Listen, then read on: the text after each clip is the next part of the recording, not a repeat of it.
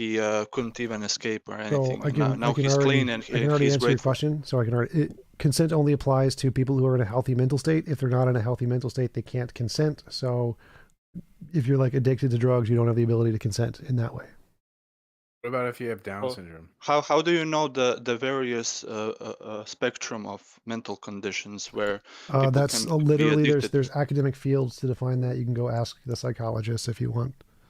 That means nothing, bro. It means there's if you're asking about a complicated academic field that answers that question, then go bother the complicated academic field. I don't really need to give you an answer because there's an academic field So that you does don't that. have an answer. Okay. No, I He do didn't have say an that. answer. He's pointing at experts. That's such a weird way to respond to that.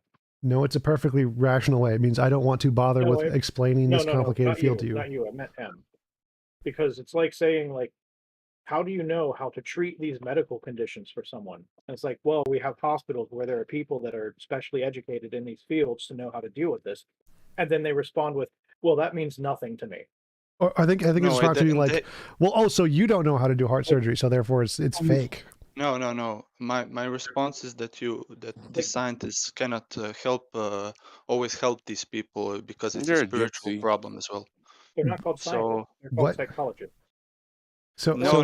I'm saying that people can be addicted to sin as well. So an imposition of will. Know that. Well, I mean, sort of. So you can get addicted. You can get addicted to literally anything. That's sort of true. But addiction is a specific kind of a mental state. People can help you by imposition of will, right? By imposing themselves. No, again, so imposition of will would be a way to try to achieve the goal, but it would be immoral if there was another way that was less harmful that could achieve the same goal. How do you know there is another way? Well, if you're an all-powerful being, there's definitely another way. You can literally snap your fingers and just change it. But how do you know that's the best way? If it causes the least harm. What's the clearest cut example of this? Of which thing? Well, the one I like is the death penalty, but which one least harm would you use? I'm not sure. Like, I need more context to frame the question in my brain. Well, so, like, the idea, if you want to reduce harm for the public, you take the criminal off the street. Right. You don't necessarily give them the death penalty right away. Then you say, well, what's better than the death penalty? Well, maybe lock them up for life. Right? Sure. Yeah, that would be less immoral than like permanently ending their existence.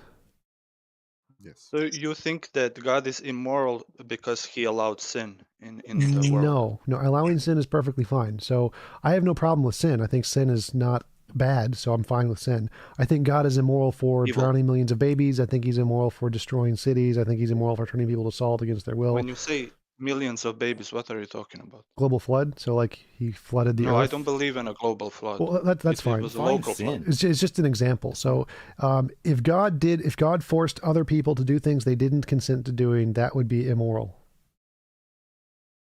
What would be a sin? I'm saying to you, there is more evidence that there was a local flood. Well, I don't care. To me, it doesn't make a difference whether or not it was global or local. God drowned people against their will. That's immoral.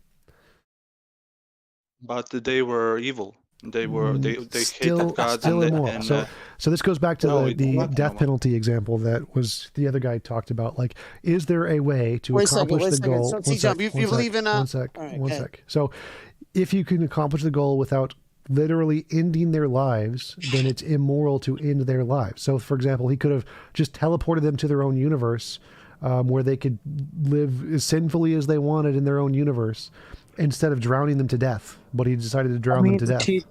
If God existed, are you against death penalty? Yes. That wouldn't technically mean he ended their lives. He just put them in another position, like hell or heaven. Thank you, brother. So wait a second. Is body autonomy a sin?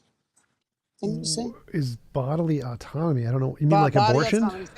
Basic. No, well, we can go there, but what about fighting for your country? Fighting for your country, killing anyone ever for any reason against their will is immoral. It can be justified, still immoral. Usually, people that are in a war. But TJump, God doesn't kill though. Yeah, God just puts you in hell or heaven. That's still killing. So if he ends your biological life, that's literally what killing is. Killing doesn't mean ending your consciousness permanently. If he's ending your biological life, that's killing. Right, and if they still go to hell, that's eternal torture. So that's even worse. Yes, so that would be worse. So he kills you, and then he sends you to another place you didn't consent to being. So that's two immoral things. So if someone dies from old age, that's also murder from God's standpoint? Yes, if God forced you to be in a world where you die of old age and you didn't consent to being a part of this world, then God has killed you. But what if this world has a purpose, and by allowing that, he would get a maximally virtue. He would maximize virtue in those beings. So if God forced you to be in this world that maximizes virtue and you didn't consent to be here, then you're a slave and that's immoral. But what if I wanted to be? Well, then it's fine. If you consent to being here, that's fine. But I mean, life is TJump, always better than but not life. No, that's definitely okay, not the case. Like literally suicide is a thing. Not living is better than many kinds of They're life. mentally unstable. No, TJump, if suicide is Islam, not caused by the mentally unstable. TJump, if Islam is true, your argument fails because then it would be that we all consented to come here. We were shown our rights. So I'm not sure what you're saying. So you're saying in Islam we all consented to be here? yeah, so if Islam is true, doesn't your argument like go away? Sure. If it's the case that we all consented to be here, then it would not be immoral for us to be here. Okay. Don't think that's how it works in the Quran, but okay. So can I give an example? Another example? Sure, go for it.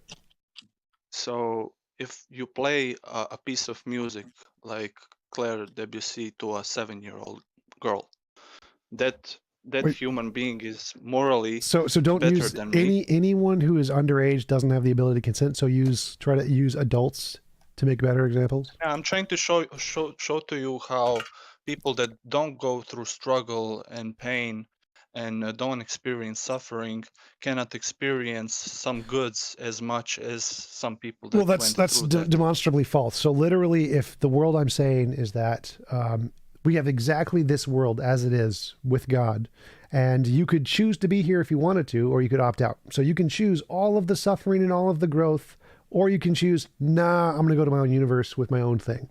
So all of the benefits that you could ever imagine under a God-based universe, you can get in this better world that I'm talking about, because this world that we live in now is one of the options you could choose to go to.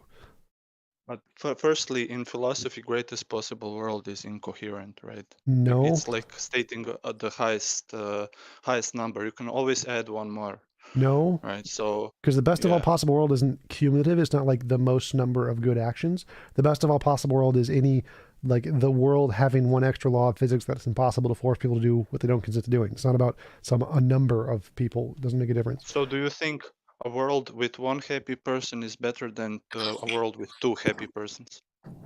The number of people, it doesn't make a difference. Wow. That's the first. That's a first, because that's what possible worlds means. Well, I would say that a world with two happy person is better, like logically. The world isn't better. No, like the world in the state of affairs is the same either way. Yeah, just there's the number more of people who are happiness. happy. The number of happiness isn't what makes it better. So just having lots of happy people, like having a world of just people on cocaine and who are all happy, doesn't necessarily make it a better world. So like, I would say that a world where people are playing Dark Souls and it's very, very hard and they're very, very frustrated, but they're doing it consensually, is a better world than people who are all forced to have cocaine and be happy all the time. So consent here is what makes it important, not level of happiness. You're a finite being. You're not omniscient. How can you know what's the greatest possible world when you don't have access to all of the variants? Because I know what objective morality is. So I know it's a better world is one where it's impossible to force people to do things they don't consent to. And God could have done that and didn't. So God's immoral. But that leads to absurdities. There's no absurdity. I see no absurdity. Seems like you're making stuff up. No, and what you said, like you have your own planet, I see that as arbitrary, and I see that as well. That's not an absurdity. So there's a difference between absurdity and arbitrary. Arbitrary means determined based off of no system or set of rules, and this is determined by a set of system and set of rules. So it's literally not arbitrary, and it's not absurd, because absurd means that there's some like logical contradiction or nomenological contradiction, and there's neither of those in anything I said. So it's neither arbitrary nor absurd. You just seem to be making up words you don't like and then trying to attribute it to my model because you don't like it. But No, it seems like you're spoiled, like a spoiled brat that wants everything, right? no, I just want morality. So Are we down to the God made us, so he has the right? And how could we be we so were there indignant? earlier. So that was we went through that like an hour ago. Well, I would say that the most that God could give to man, he gave by becoming a man and remaining forever as a God-man in all worlds, visible Well, and that's invisible. a garbage argument. So, like, that seems like kind of like the Greek gods or the Roman gods doing very human things that don't actually solve any problems. It's very shallow and immature. Like, if there was an all-powerful being, he could actually like make a difference in the world and actually solve the problems.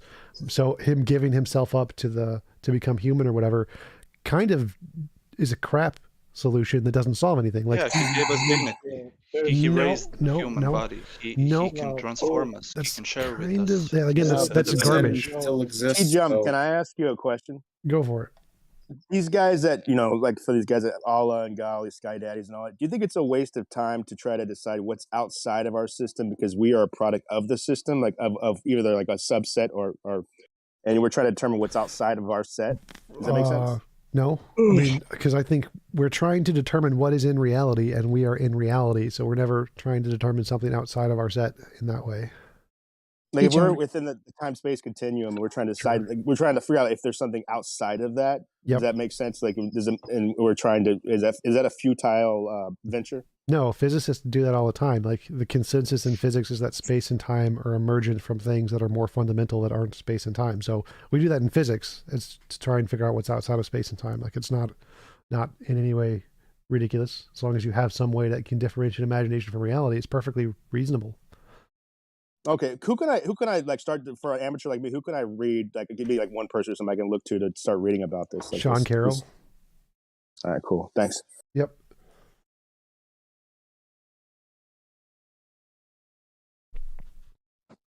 What are some of the best arguments you've heard for God? If you can say that. The absolute best evidence I've ever heard for God comes from Hinduism.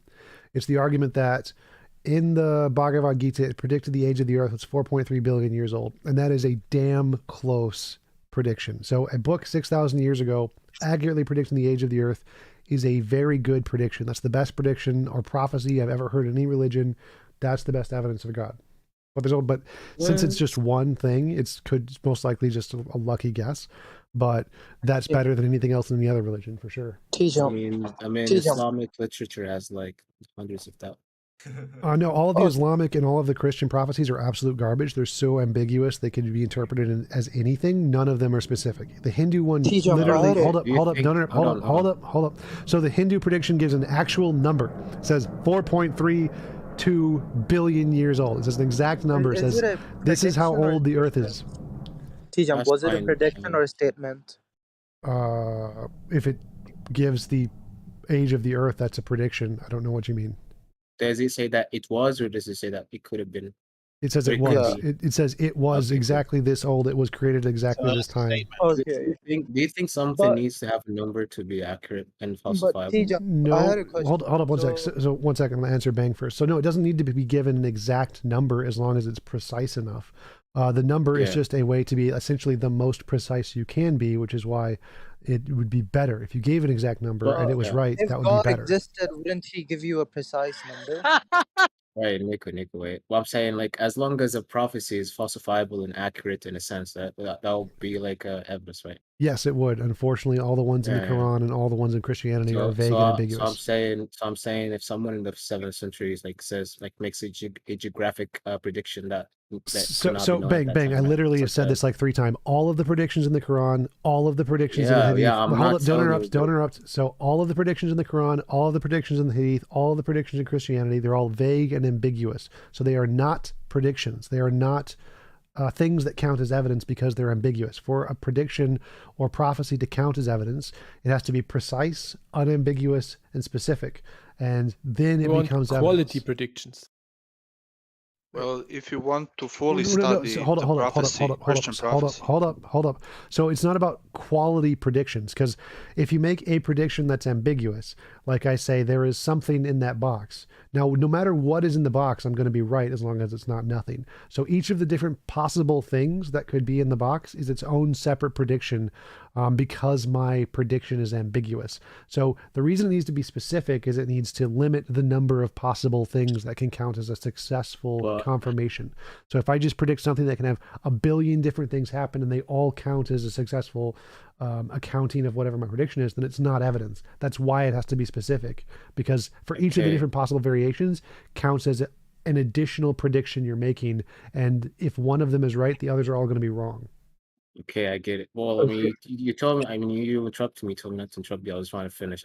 I'm not trying to like make an argument. I'm just trying to ask you, how do That's you fine. see a prophecy, right? So I'm saying, if someone in the 7th century were to make a claim that, for example, the land that he's in, right, like the land, the Arabian Peninsula, used to be a land of greenery when at this moment and long before as well, it was just a desert. There was no like rivers, there's no like greenery, right? And he says this land was or basically that this land is going to become green again, right? Which indicates that at a point in time, anciently ago, it was actually filled with greenery and lands, which is what geography, which is what Can you skip to my These shorter used to be what's yeah, the I'm argument? trying to So is I'm your trying to argument say that that the claim is very accurate and is falsifiable. wait, so is your claim that a guy claimed that this land will become greenery again, which then implies two things: one, that it was green in the past, and two, that it's green in the future? And if that happens, is Yeah, that evidence? Is that what your argument is? yeah. No, it's because it's too ambiguous.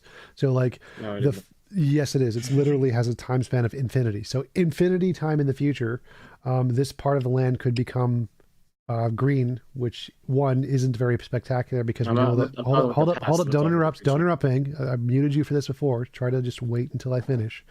The fact that it gives no like end time, and it could be any time in the future this might happen, and because it's a phenomenon we already expect, that we know greenery does expand under certain conditions.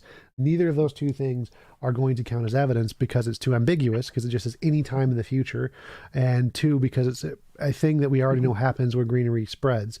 So neither of those are spectacular in any way. That's pretty mundane. Like if I No, predict well, at I some mean, point in time, we do know that after we had the tools to actually know these things. I'm saying, my point was about the claim of the past, right? When you said again, that it the indicates the again, past was known, so right? because we know So that I'm saying, plants, how would you know that? hold up. So because we know plants grow and the like forest line recedes and grows all the time, saying that this area used to be covered in greenery or whatever is a mundane claim. You would be right about that literally anywhere on the planet you were. So that's not No, actual that would be evidence. true. That's literally That would true. be true. Mountains don't have like Yes, so greeneries all like that. mountains had greenery on top of them before No, they became mountains. Yes.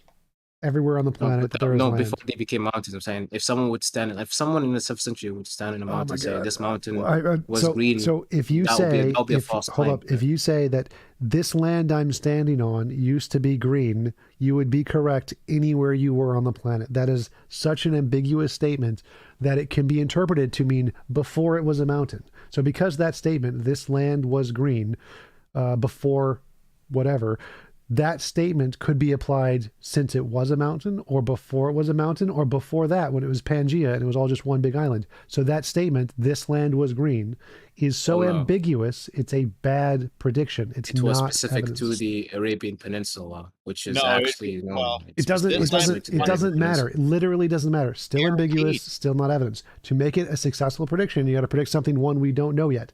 Predicting land had green stuff on it is a very mundane thing we already know about.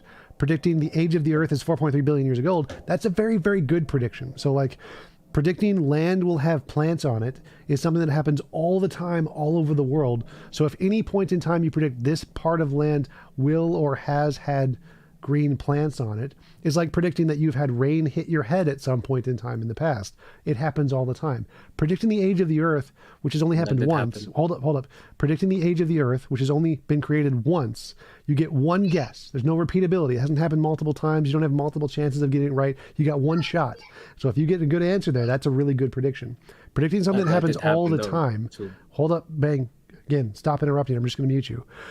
If you predict something that happens all the time, like grass or green things covering a specific land, which happens when it covers and recedes and covers and recedes, happens all over the world all the time, you are highly likely to be right about that. Just like if I'm right, you had rain hit your head sometime in the past and sometime in the future. Not a prediction. Too ambiguous. Okay. Something we already know, not evidence.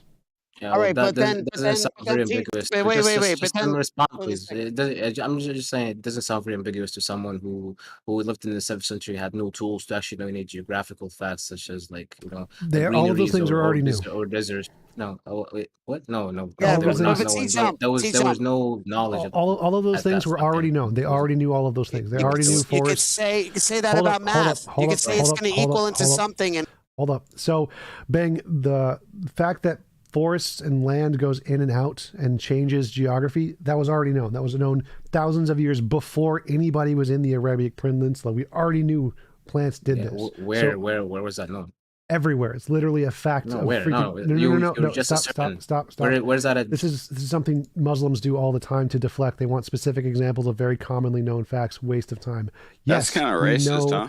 No, it's not. It's literally not a race either. I'm joking. Stop talking. Holy shit. Stop interrupting. So the fact that we knew I had history, to get a mod that get you God. on mute me. You mute people. Shut up. So because we know that land and plants grow and move all the time, saying anybody predicting that is already a known fact. We've known this for thousands of years because people have had to move and adjust to these things before we were agricultural societies. We literally knew this was going to happen. This is a very common fact. Don't need to provide evidence for it. You can just Google it yourself. Anybody else? Okay, pathologist, what did you want to say? What about expansion of universe? What about it? In Quran it says that we are expanding the universe.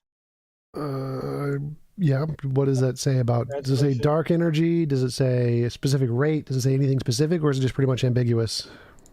Say that it's it says something else. It just says that. So that it doesn't say anything specific. It's not a prediction. Doesn't say how or why. No time frame. No rate. Just ambiguous. So it says the universe was spread like something. That's what it says. So yeah, super ambiguous. Not a prediction. Video. I'm not going to look at it. I don't look at DMs. Why? I don't look at DMs. It's a great video because it shows how dense the prophecies are actually, typological. All of the prophecies have been proven to be ambiguous, and that's something that many scholars have gone through. It's not in any way evidence. Yeah, I'm not talking about formal like prophecies when prophets say something will happen. Rather, the patterns in the covenants that repeat. Right. So all of everything in the Quran, everything in the Hadith, everything in the Bible, all of it is ambiguous. None of it counts as predictions or science. That's wrong. Yes, it is. That's Okay, the case. Facts. I will prove it later. Did you actually study Yes, I did study this. like Yes. Grant Petrie or Scott Yes, I Hahn? have studied the scholars on this. Yes, it is ambiguous. That's why it's not taken seriously in the field I of asked history. specific names because of that. I don't need to. Scott I don't Hahn need to or study Grant specific names. I've studied the field and the consensus in the field, so I know in the field they're considered ambiguous. Well, what about? Yeah, but you want evidence, and I'm sending you stuff, right? So I'm already very why well wouldn't you watch acquainted on the field. I'm not interested in researching more ambiguous prophecies. They're pretty debunked pretty easily. So okay, what about two waters I don't think do not? If What you about two waters? They don't mix together. About the Salt, two seas. Hold up. So he asked about the two waters that don't mix. We can literally see that. We literally saw that thousands of years before the Quran. So it's something everyone already knew at the time. No one actually reached that point in sea. Yes, they did. We literally have a coastline that has fresh and salt water that we can literally see from standing on the coastline. That was extremely common knowledge back then. It happens in rivers. In Passau, in Passau in Germany, it happens too. Yeah, it happens all over the world. It's a very common feature. It's called brackish water. Yes.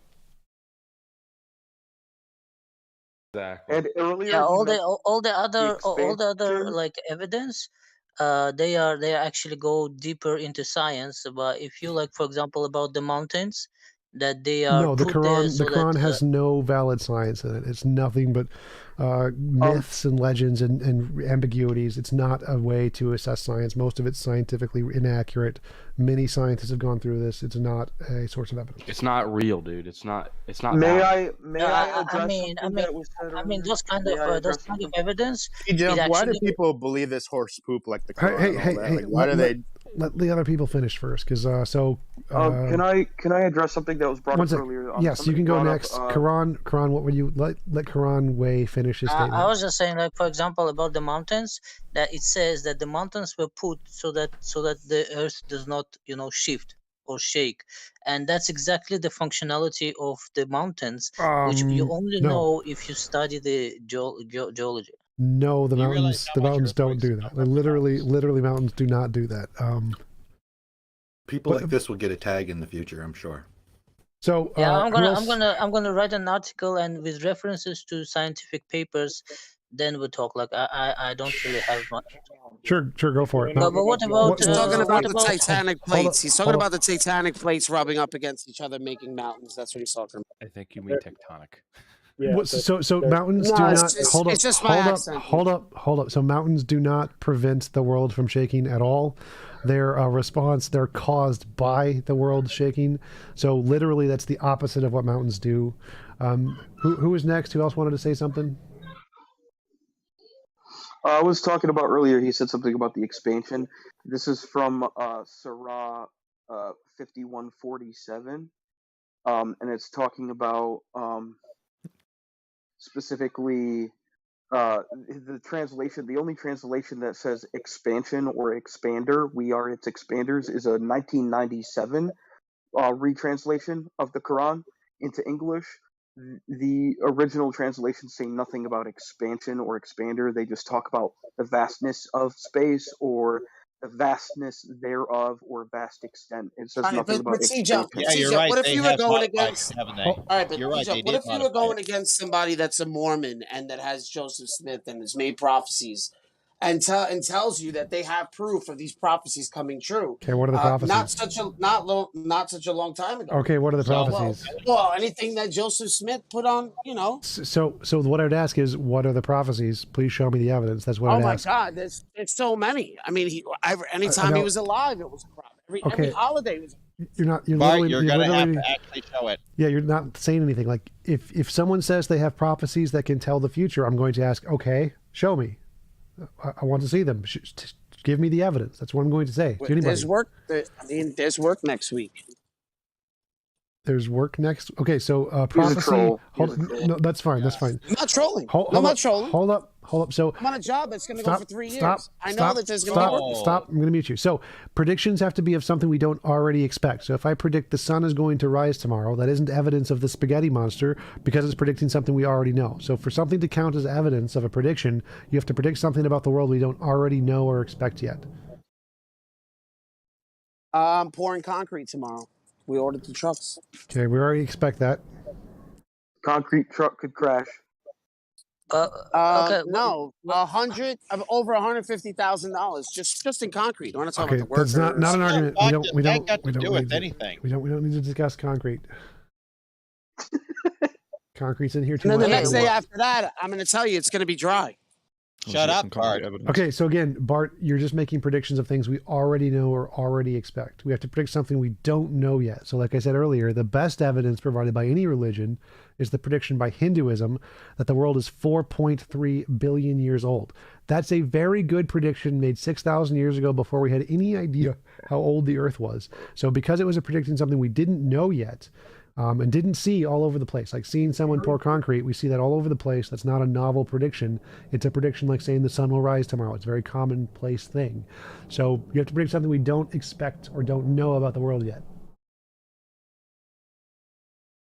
Okay, you said that the mountains appeared as a result of shaking of Earth. So basically, that's admitting that the functionality of mountains. No, mountains have no functionality. They're not functional. They don't have a function. Like the only function you could say they might have would Let be me use a different word. So mountains do stop the Earth from shaking. No, they don't. They literally do not do that. they're caused by the collision of the tectonic plates. Yeah, they caused They're and not then they stopping stop. it. No, they're a They result don't. They of don't stop anything. The mountains do not Okay, stop things. do they slow it down? No, they have Nope. no impact. No. No, In this earthquakes case, travel. why don't mountains grow then? They do. grow. They do. All right, so Joseph Smith prophesized he prophesied something in the Civil War, the American Civil War, the well-known millennial prophecies related And to the remember, they Civil knew War. the mountains were growing in the 10th century. I just gave you a prophecy of What's the prophecy? You said, hold up. It doesn't matter. Even if he's a known charlatan, that doesn't prove he's wrong. So what did he predict about the Civil War? North and the South were gonna clash and fight, whatever. Okay, well, that was extremely well known because they've been fighting since the beginning of slavery. So, like, that's pretty obvious. So, again, predicting something that's obvious is not evidence. This is the way people live for very hundreds of years, like 200 years.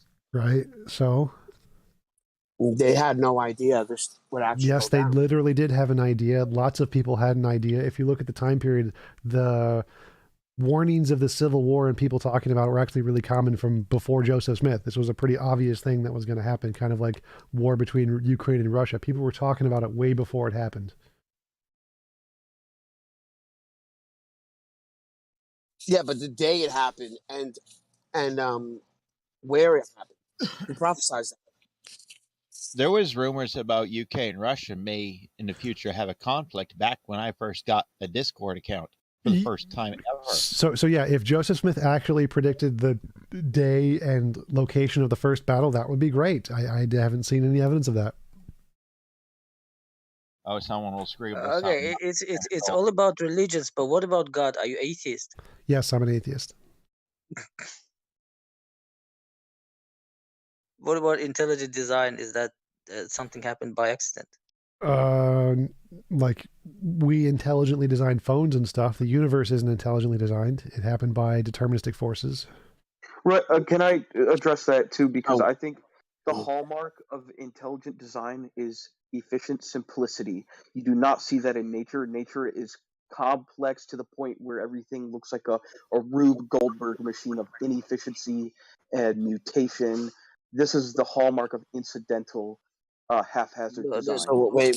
Are you sure you're an atheist? If you look at, not to mention, if you look at the genetics of every life form on Earth, there's screw ups, mistakes, short outs. Exactly, it's extremely wasteful. Every one of them. Okay, all right. So TJump, is there any fact that you know that doesn't reference the necessity of God?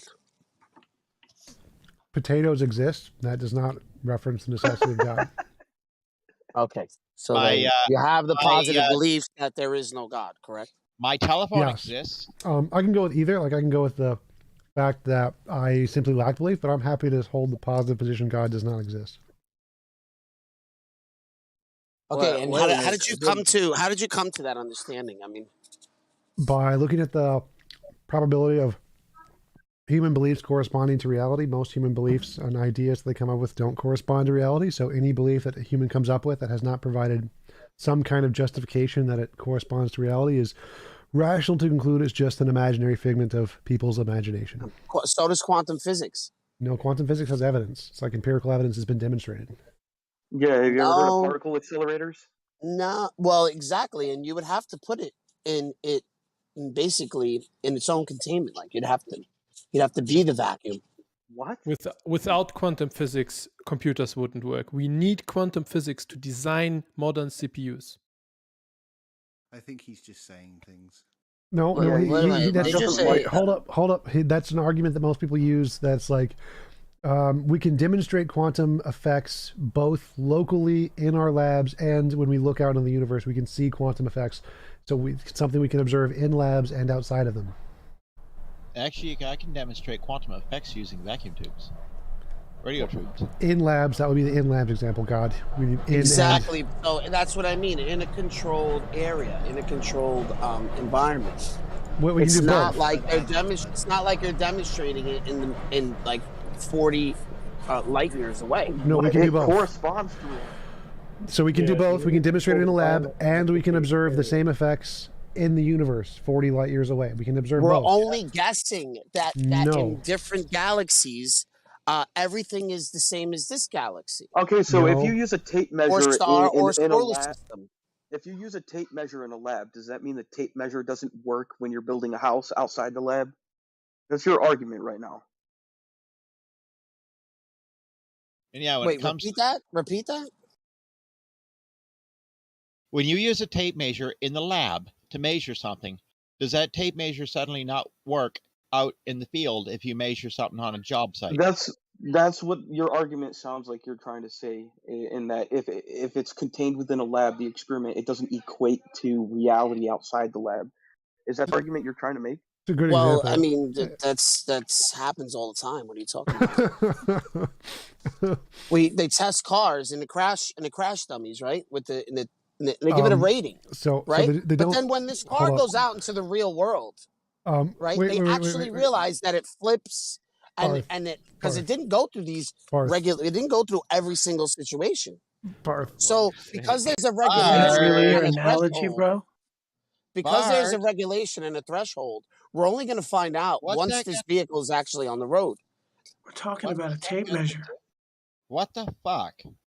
No, the way they derived the theory behind the tests is by observing reality.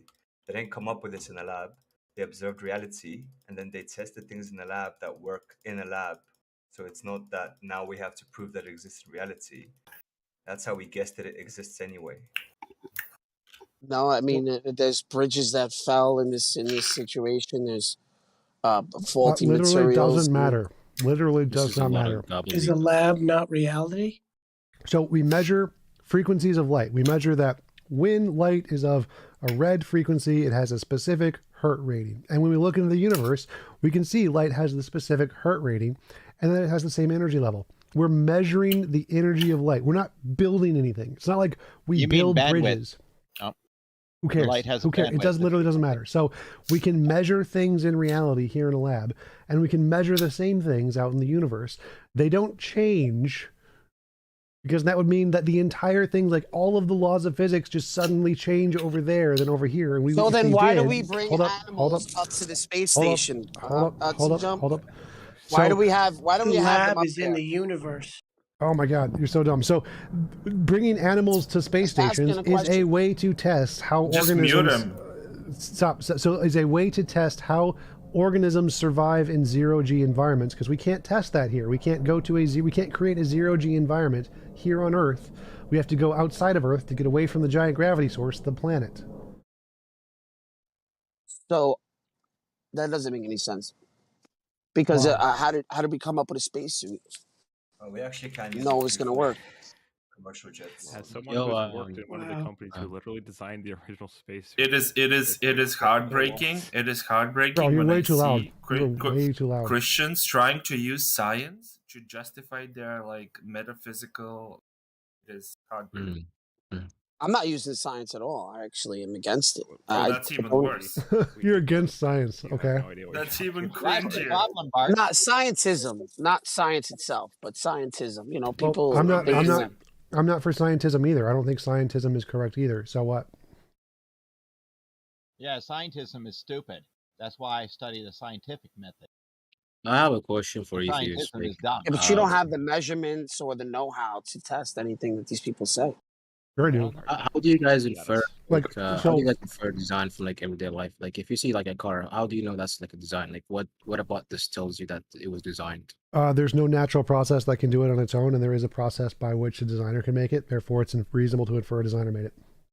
Yeah, but I'm not making I'm not saying you just see a car for the first time. Like you see Right. something with information and complexity, right? How No, do you know? so information is in things that aren't designed. Information is physical information. Shannon information theory, this paper is 1958 paper. Information isn't in a car. So when we see a car, we say, is there any known natural process that can make this? If not, is there any known design process that can make this? If the answer to both is no, then you can't conclude either. If the answer is yes to one, then you can conclude whichever one the answer is yes to. Yeah, but I mean, it's possible that it could happen by chance. Like a car could happen by chance. Sure. No. Yeah, so I'm Yes, saying yes, like it is what possible. differentiates us from looking at a car and saying it's a design and looking at DNA and saying it's not a design. Cars DNA has a natural process that we know it comes about by. No, but like the natural process is how it functions, not where it came from. No, It's not we know we know a it's not natural explained by process itself. of where it came from, not how it works, of where it came from.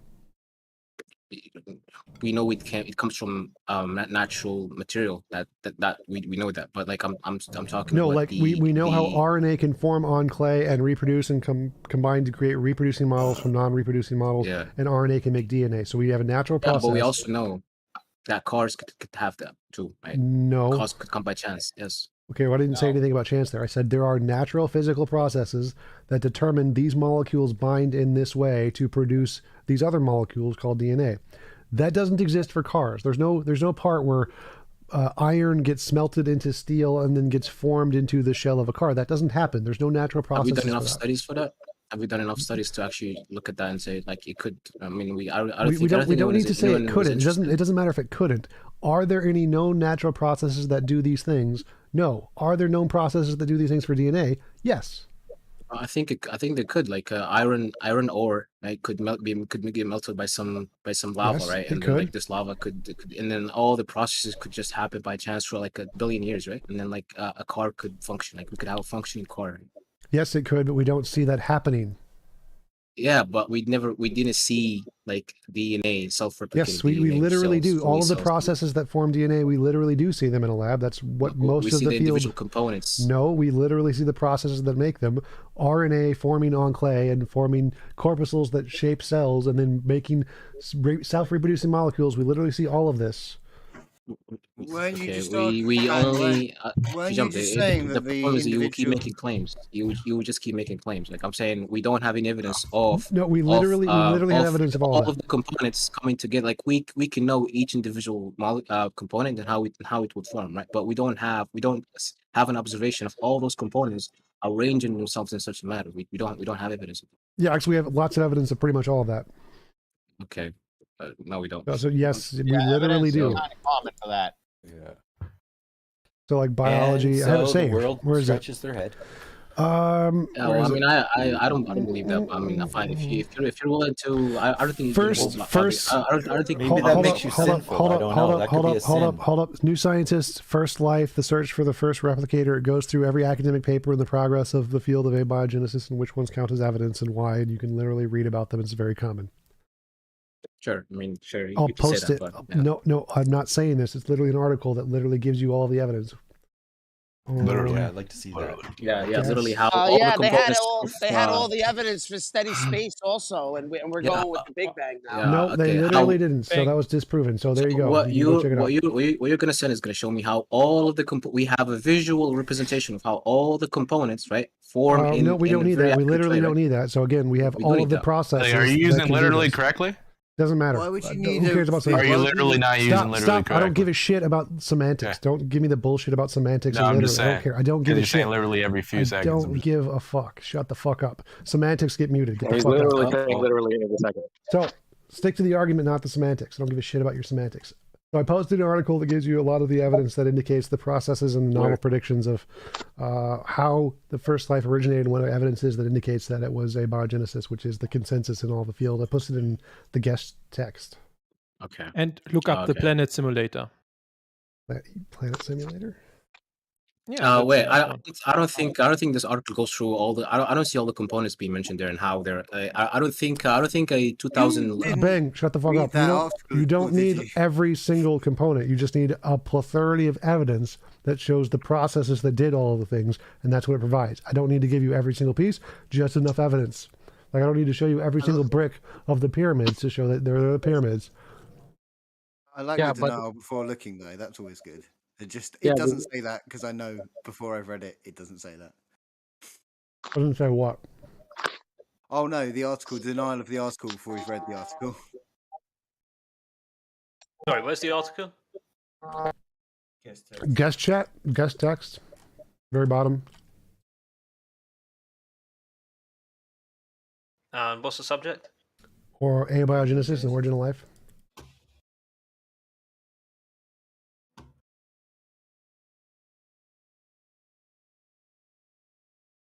And the planet simulator is fun too.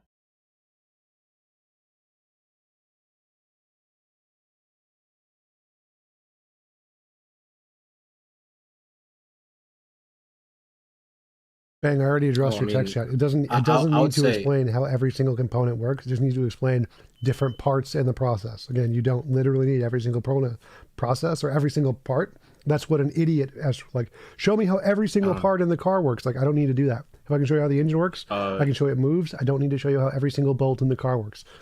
Well, you would because every single part is essential. Every single part of the car would be essential for the car to function. Yes.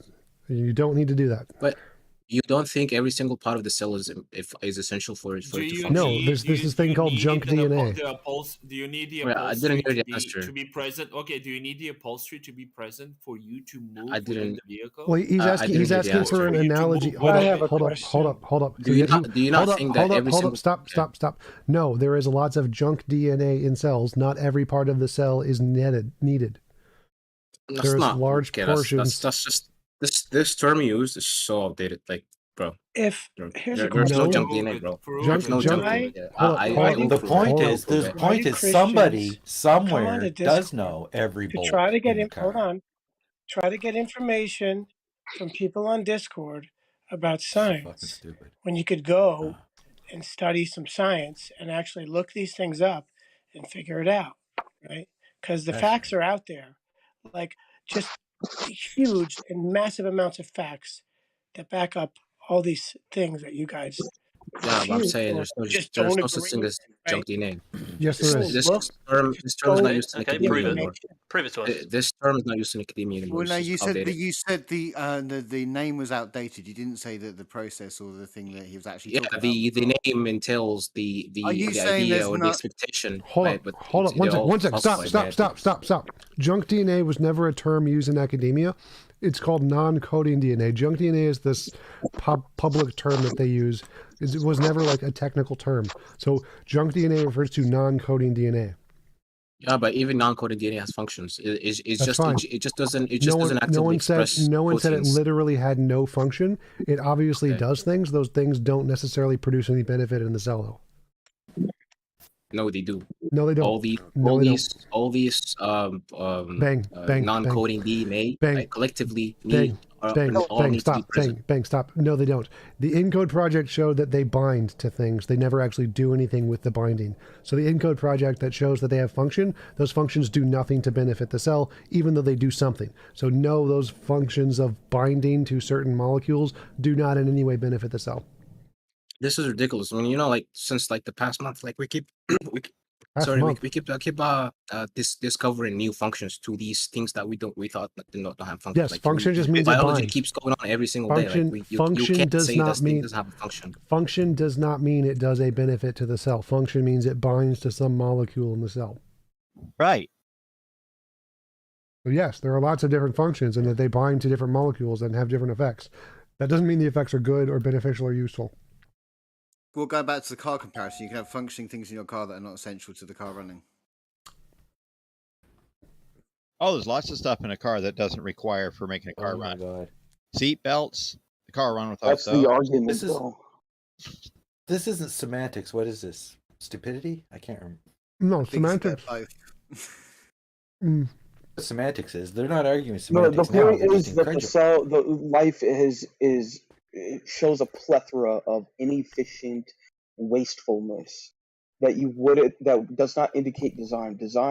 The hallmark of design is efficient. Well, no, so Bang's argument is that all of the parts of a DNA have function, and function is needed for the cell, and so any part that doesn't if lost would lead to some irreducible complexity kind of thing, which is false. Irreducible complexity can be explained by a result of random processes without a designer just fine.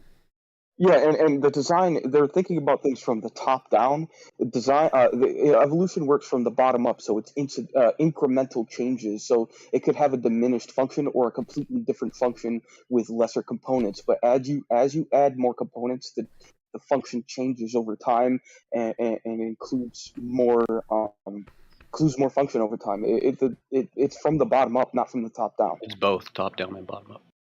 It's a trade-off. I like the angels from Africa too. That's a good one. Yeah. Did you hear And what I said? strike, and strike, and strike, and strike, and strike. Hey, did you hear what I said? Yep. Hold up. As silly as the Hold analogy up. may What was the guy who asked? Don't Did you don't hear what I just say said? that it's not just bottom up. It's both top down and bottom up. It's a trade off. Well, what would indicate from top down? Well, epigenetics kind of, I think, would sort of be top down, but it originally started as just bottom up. So the top down. Yeah, that's what I don't think I'm describing. Yeah, I think he's bringing up a slightly different topic. But yes, there is top-down selection in things in genes like sexual selection, epigenetics. Those kinds of things do have an effect. The environmental effects, natural selection. But not just top that down. level, Top down in the way he was referring to is like a god did the designing is what he meant. Yeah. And well, there are systems level processes that actually affect molecules that then affect genes. I would love to see our how physiology, for example. Sorry, I didn't mean to interrupt you. I would love to see how creationists explain ERVs. God did it. Is that recreational vehicles? No, endogenous retrovirus. I know. Like it's clear indication that things are you can't pass down endogenous retroviruses without evolution. Like it has to be passed down genetically. That's not so. Technically, it's possible that the virus infected multiple species at the exact same point in their DNA, hundreds of times. Same exact chromosome. Yeah, it's the exact same point. Impossible. Yeah, it's pretty impossible, but it's not logically impossible. It's just super improbable. Yeah, it's like trying to argue that. Yeah. It's the car making itself. Yeah. I was going to say the car making itself might be more probable. Actually, I think it would because the DNA is 3 billion base pairs long or whatever, and so the probability of 10 different or 100 different species getting the same ERV in the exact same location of those 3 billion long base pair is pretty. It is basically almost zero. Yeah. Is it TJump? I listened to you talking about it the other day. And the only analogy I could get was like a tattoo on a DNA cell or a part of a chromosome that stays through the whole genetic life of that species. Is that right? What? Say that again? So, like the only idea I could come up with trying to understand it is it's like it affects the ERVs. You're talking about how to understand ERVs?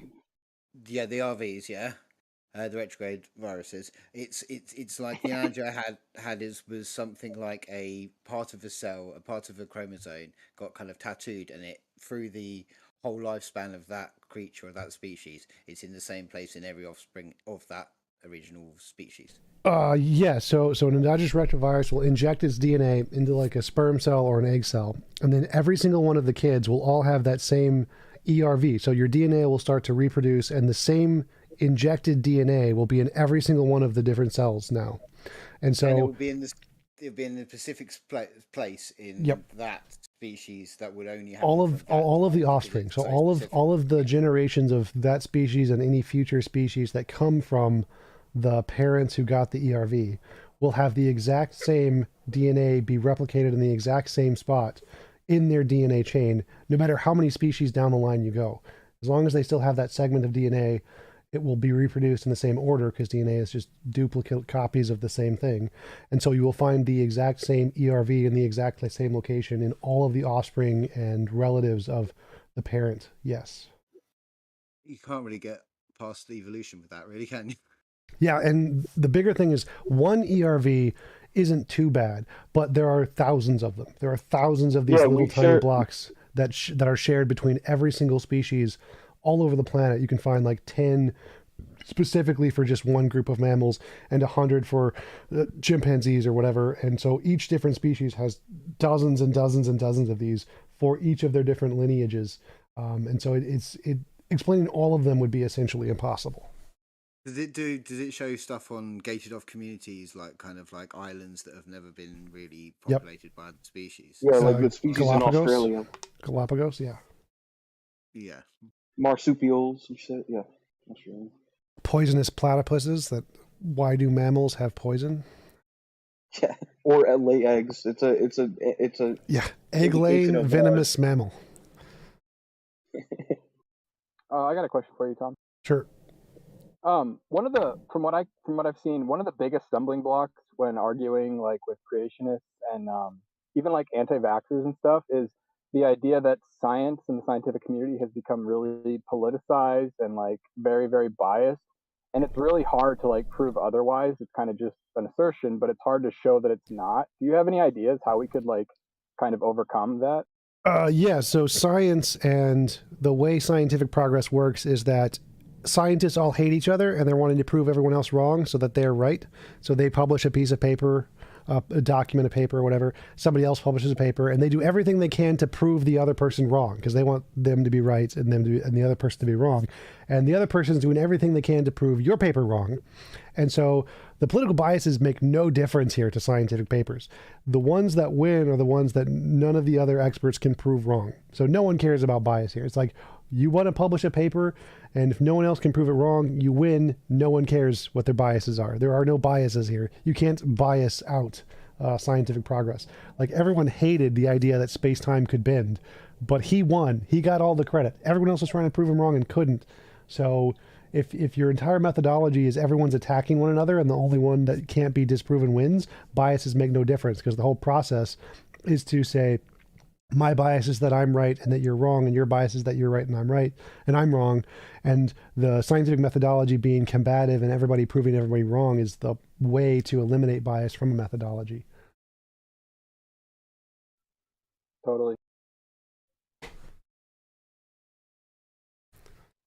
I just wonder if there's like a way to kind of show that, because like everybody knows who Neil deGrasse Tyson is because he's vocal and he's online and stuff. I wonder if what it's going to take is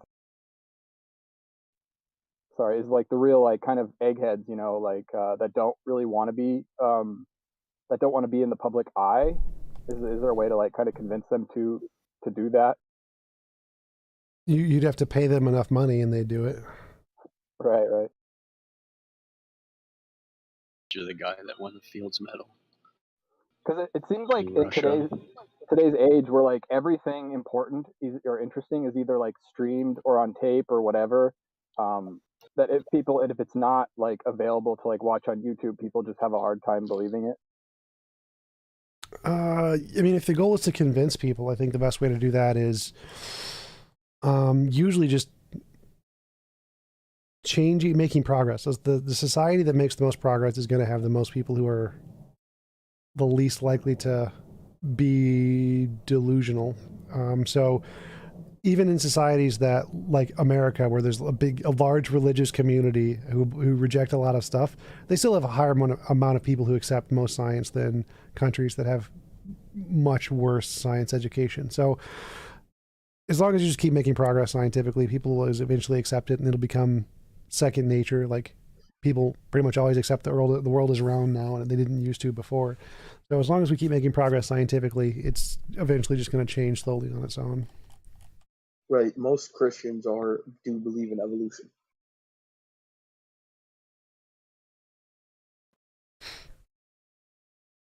Where do you see religion in 100 years' time?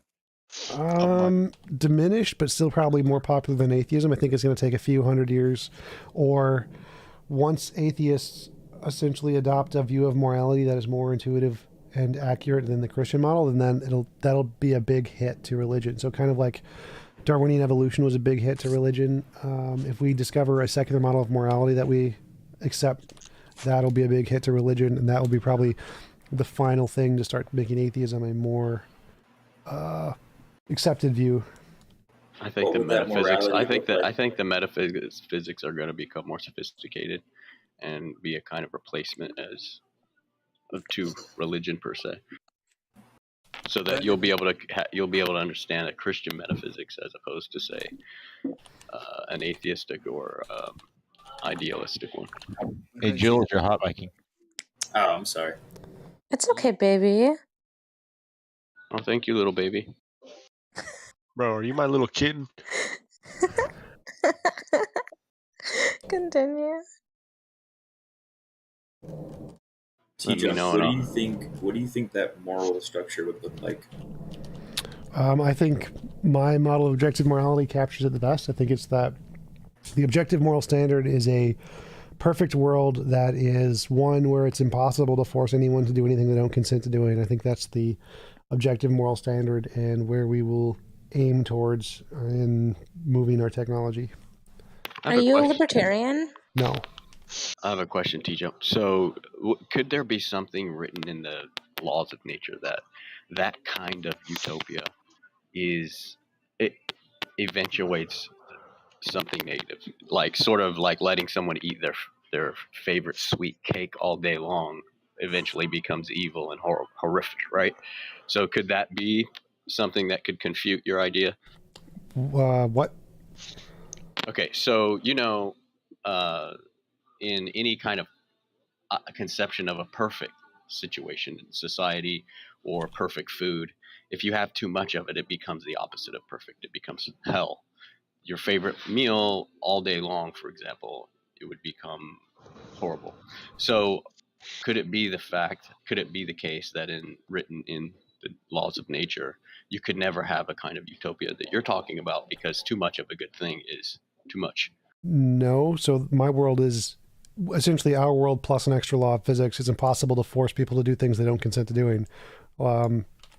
That's the only difference. So like you can. Okay, so you think that law exists out there? Sort of, yeah. Okay, and then second, just to follow up.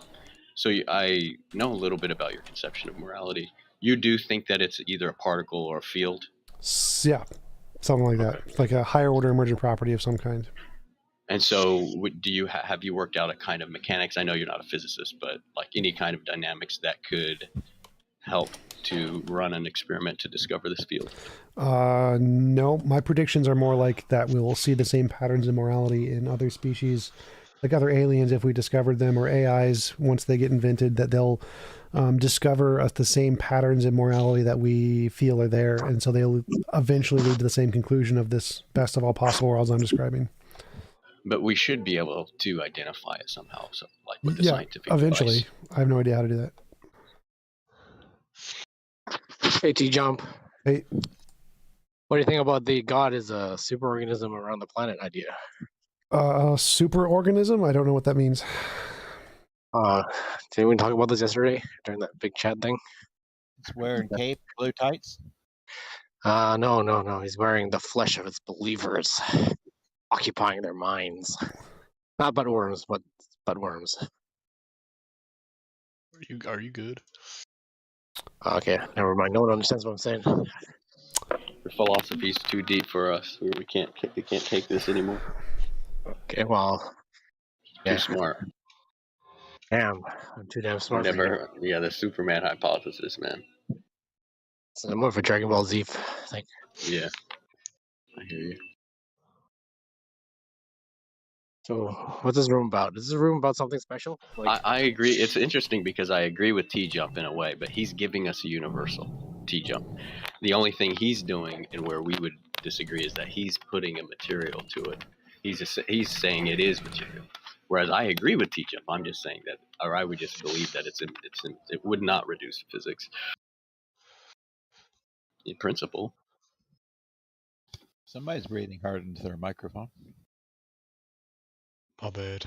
But I want you guys to notice that TJump is giving us a sort of Platonism with his moral view. Well, Platonism says specifically there are Platonic objects, and I don't think there are Platonic objects, no. Well, I would just say to that what Plato offers is this transcendent reality. Now, yours is not that per se because you don't believe in a transcendent reality. You just believe that that thing is material. So it's still within this Aristotelian materia. So Plato and Aristotle are different things. So Plato says there are Platonic objects. Platonic objects are a specific kind of abstract object, which I don't think exists. Like, I don't think there are Platonic objects. So nothing I said is a kind of Platonism. It's a kind of moral realism. Me and Plato are both moral realists, but I'm not in any way Platonic. Okay, so here's what I mean. I'm just drawing an analogy. The reason I don't think you are a Platonist is because the Platonic objects you're talking about, these universals, so to speak, these forms with a capital F, would be transcendent, which means they're not material, but they're informing the material reality. So again, I said there are no Platonic objects. So there are no Platonic objects in my model. No, I agree. I know you are not a Platonist. I'm just drawing an analogy because Plato is saying that there's something transcendent from this material reality that is informing it. What you're saying is that thing that is goodness and perfection is in the world. in an Aristotelian way, because Aristotle brings us back to this corporeal world. What you're saying is that that force of perfection is in the world as a material or a field. And so what I'm saying is that you're kind of shoehorning in a kind of universal, but in this world as a material. Yeah, so none of that made sense. Like, all the evidence of universals is that they're laws of physics. Like, the things we have that are the best qualifiers of universals is quantum fields. Quantum fields, right. Yeah. So if I think there's a universal of morality, the best candidate is probably also kind of like a quantum field. Yes, yeah. That's why you're not a Platonist, because you bring it back into this material reality. Yeah. But I'm saying it's kind of, I mean, I can see an analogy here to where you're giving us a perfection, but the only difference is that you're bringing it into a field or a particle. Right. So the similarity is that we're both moral realists. That's the similarity. Mm-hmm.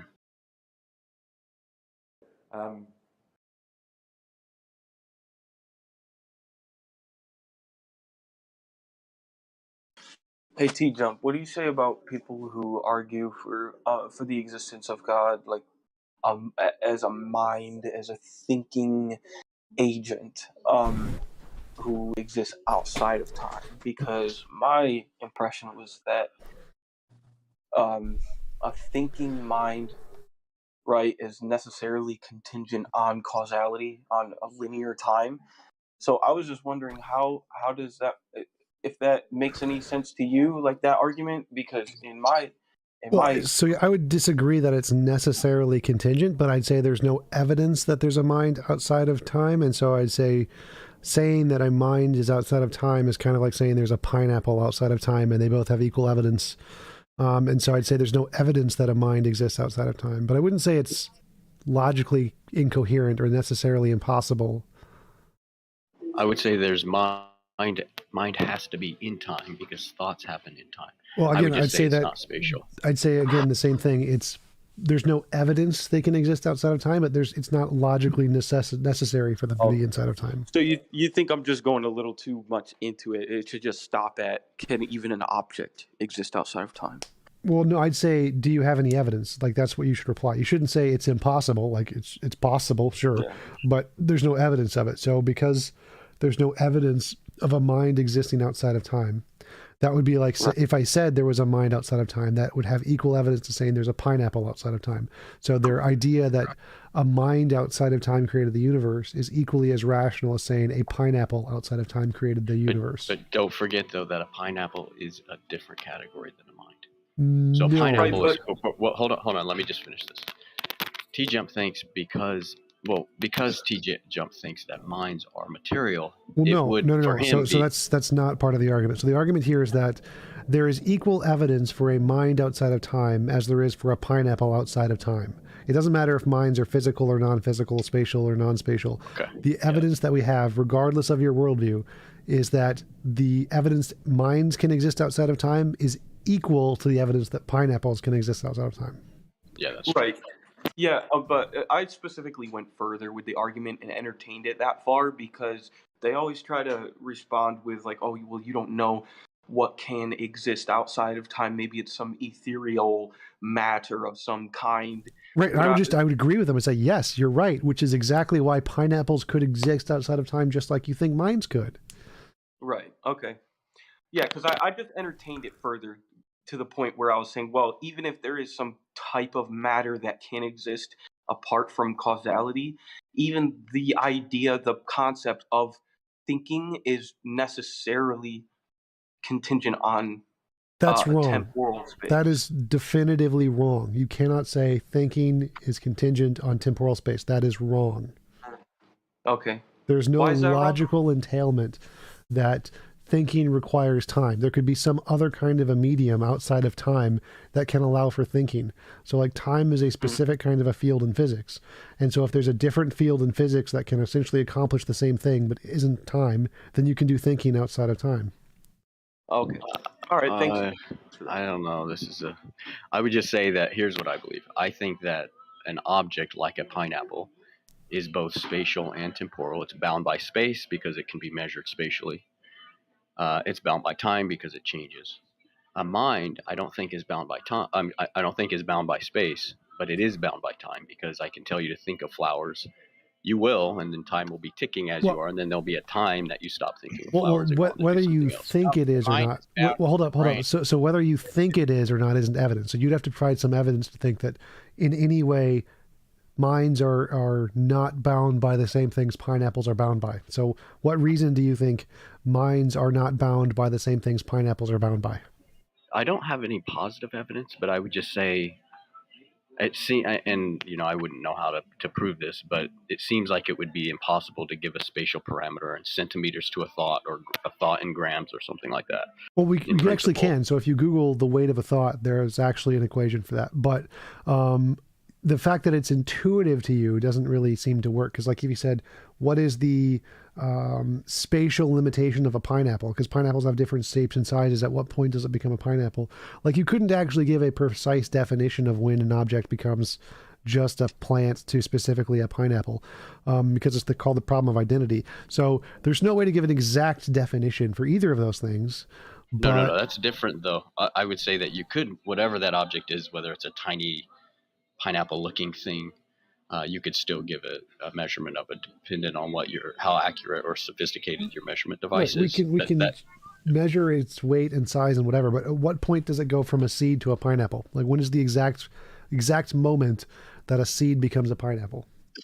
Well, let's just say any corporeal object, embodied object, classical object, that thing you can deduce with a measuring device with spatial parameters.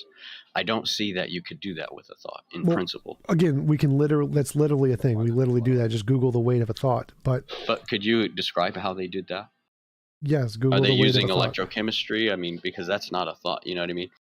Thoughts are made of energy. Energy can be translated into mass with E equals mc squared. So you can literally translate to the mass of a thought. Hold on. We have to be careful. Let's be careful here.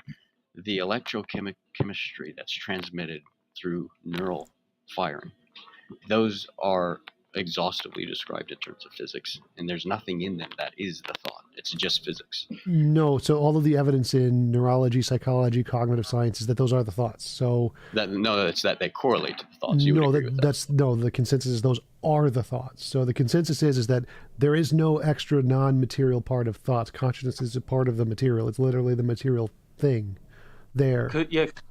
Thoughts are the label we put on brain states.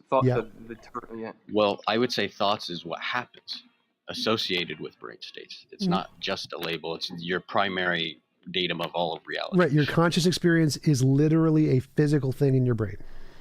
Well, I would just say, as far as they know, and no one's won the Nobel to establish what you just said, even if it's consensus, it's just not right now a theory. There is not even one theory of consciousness. It's a physical brain state. They're just correlated. That's as far as you can go with it. You can never prove anything in science. Science is only based on correlation and evidence, and all of the evidence indicates it's just physical. There is zero evidence there's anything other than physical there. Nothing that indicates that. It's all physical. That's all of the evidence indicates that. So it's kind of like like literally all of it. But so it's like evidence of the flat Earth. Like the position of idealism is essentially no different from the evidence of the flat Earth. That's how bad it is. Here's all I would say to that, and then we can move on, because this will be the hard problem debate forever. In the electrochemistry and action potentials and thresholds reached that are neural networks, there is no such thing in those physics as redness. There's only something associated with redness and correlated to it, but there is no redness in any of those physics. Right. And so what I'm saying is literally all of the evidence says you're wrong, and it's literally there. Well, no. I mean, there's not one shred of evidence that shows us redness from any of these firings. All of the evidence is that it's all physical stuff in your brain. All of the evidence indicates that. There's nothing that doesn't indicate that. Nothing. No, that's just not. No, that's literally the case. Like, there's no evidence of any alternative here. That's it. That's the only option you have. First of all, the only evidence is that there's a strong correlation, but there are some times when those correlations break down and go the other direction. No, there is no case where it goes the other direction. There is no other direction. That's not true at all, dude. That is just not true. I can pull up studies and post them. Every single novel prediction ever made indicates The mind is physical brain stuff. There is nothing, no papers, I'll give you one. no predictions, no evidence of anything else. Go ahead. What is the other You want evidence? your black swan? I'll Sure, give go you for the it. black swan. Go ahead. So the prediction was that as you are having intense self-reported experience, you will see neural activity that's associated with that. So the more intense the experience, the more excitation of the neurons. Well, that's not actually a prediction made by anybody that's literally the opposite of any prediction made by anybody who knows anything about neurology. So like epilepsy, you have lots of neural activity, zero conscious experience. So that's literally not a thing anybody who is competent in neurology would make. Well, no. So here's what and I'll have to pull up the study. But the idea was I've literally seen that study. I know exactly what you're saying. They're idiots. No one in neurology makes a correlation. No, stop. Listen. No one in neurology makes a correlation between the amount of brain activity and the vividness of the conscious activity. Those are literally two different things. Your brain, when it's going through an epileptic seizure, it has more brain activity than any other state. It's just a bunch of random firings. That does not equate to higher levels of conscious experience. Consciousness is a specific process in the brain, and you need a specific set of patterns in the brain to produce vividness of consciousness, not just more firings. No one who is a competent neurologist says that if you have conscious experience, the more vivid the conscious experience will be associated with more random brain activity. No one says that. See, you've just shoehorned random. I wasn't saying random, and nor would they say random. It is the case. For example, if you give someone a stimulus, a visual stimulus, that they do expect certain excitations that are proportionate to that stimulus in the occipital lobe in the primary visual cortex. Yes. So I'm with you on that. I'm just saying that correlation is not always there. Yes, it is. And you're probably familiar with the psilocybin research that I was going to cite. Yeah, the studies where they found less activity in the areas of the brain still correlated to high levels of stimulus in the conscious experience or whatever. But that's, again, not something we wouldn't expect. Most of what your brain does isn't consciousness. Well, I would just say that if that's the case, then it would be impossible to falsify the neural correlate. Because if let me just finish this real quick point, 10 seconds. If it's the case that you can provide a stimulus and watch neural activity excite, and then if you provide a stimulus and it cools down, then you've got it both ways. You can say, hey, the cool down means intense experience, and also the excitation means it. So that it would be impossible to falsify that. No, you just have to find a way to differentiate which excitations correlate to consciousness and which excitations have subconscious or unconscious effects. Like, it doesn't mean it's impossible to falsify. It just means that excitations aren't the thing that corresponds to consciousness. It's just a thing. Like if I said, all roses are flowers, but not all flowers are roses. All consciousness is excitation, but not all excitation is consciousness. There's nothing about this that's even surprising. Do you agree with Kant when he said we have to be extremely sensitive and careful to making category errors? Are you very sensitive to category errors, like saying that a voltage or networks of voltages are thoughts per se? I'm not sure what you mean there. So that's what the evidence indicates. Well, no. Again, the evidence gives you the correlation. You keep saying that, but that just shows you don't understand science. In science, there is only correlation. You can never prove causation. So all of the correlation means that hypothesis is the one that has the evidence. It's the one that's correct or has the most likeliness to be correct. You only get correlation. So all the correlations in that field are the only ones that have the evidence. If that's the case, then why hasn't the people who are studying consciousness and giving us those tight correlations winning Nobel Prizes for solving the hard problem? Because the hard problem isn't something that needs to be solved for a Nobel Prize. Like, the Nobel Prizes are not given for that kind of stuff. Like, what you're saying is meaningless. Like, the neurologists are winning Nobel Prizes all the time. That's a thing.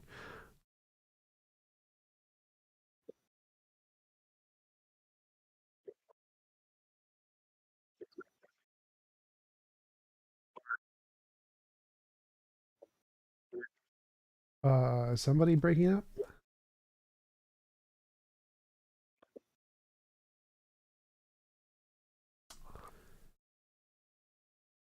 God for 20, can you hear me? Yeah, I can hear you. Okay, so I can't hear anybody else. Oh, you can't hear anyone else? Test 1 2 test 1 2 test 1 2. Okay, now I can hear you. Okay. He Hey, said I he- pinged you a DM there, TJump. You have to ping on yourself, I guess. What? Why are you sending that to him? The bot, I sent you the thing there. Why did you? Here's what I would say to that, TJump. If you could give if a neuroscientist could give us an equation for the experience of redness, he would win the Nobel Prize. But because of psychology and the mind and how variable it is and how Well, again, that doesn't matter. transient it is. Like it literally doesn't matter. Like what you're saying is incoherent. If we have correlations that indicate this, all of the evidence indicates this. Do we need to prove this? No. Like all of the evidence indicates dark energy is there. No one's won a Nobel Prize for winning dark energy yet. Does the evidence indicate it? But yes. you know they're looking for it, right? You know Yes. that right now they have a spectrometer looking, and that's what I'm giving you. I'm saying that they need a spectrometer for consciousness because they're going to want to win that. We don't need that yet. Yes, we're looking for one. We are trying to solve it. That's a real thing. Okay, that's the whole point. So my argument is all of the evidence indicates this is the case. There is no evidence that indicates it's not the case.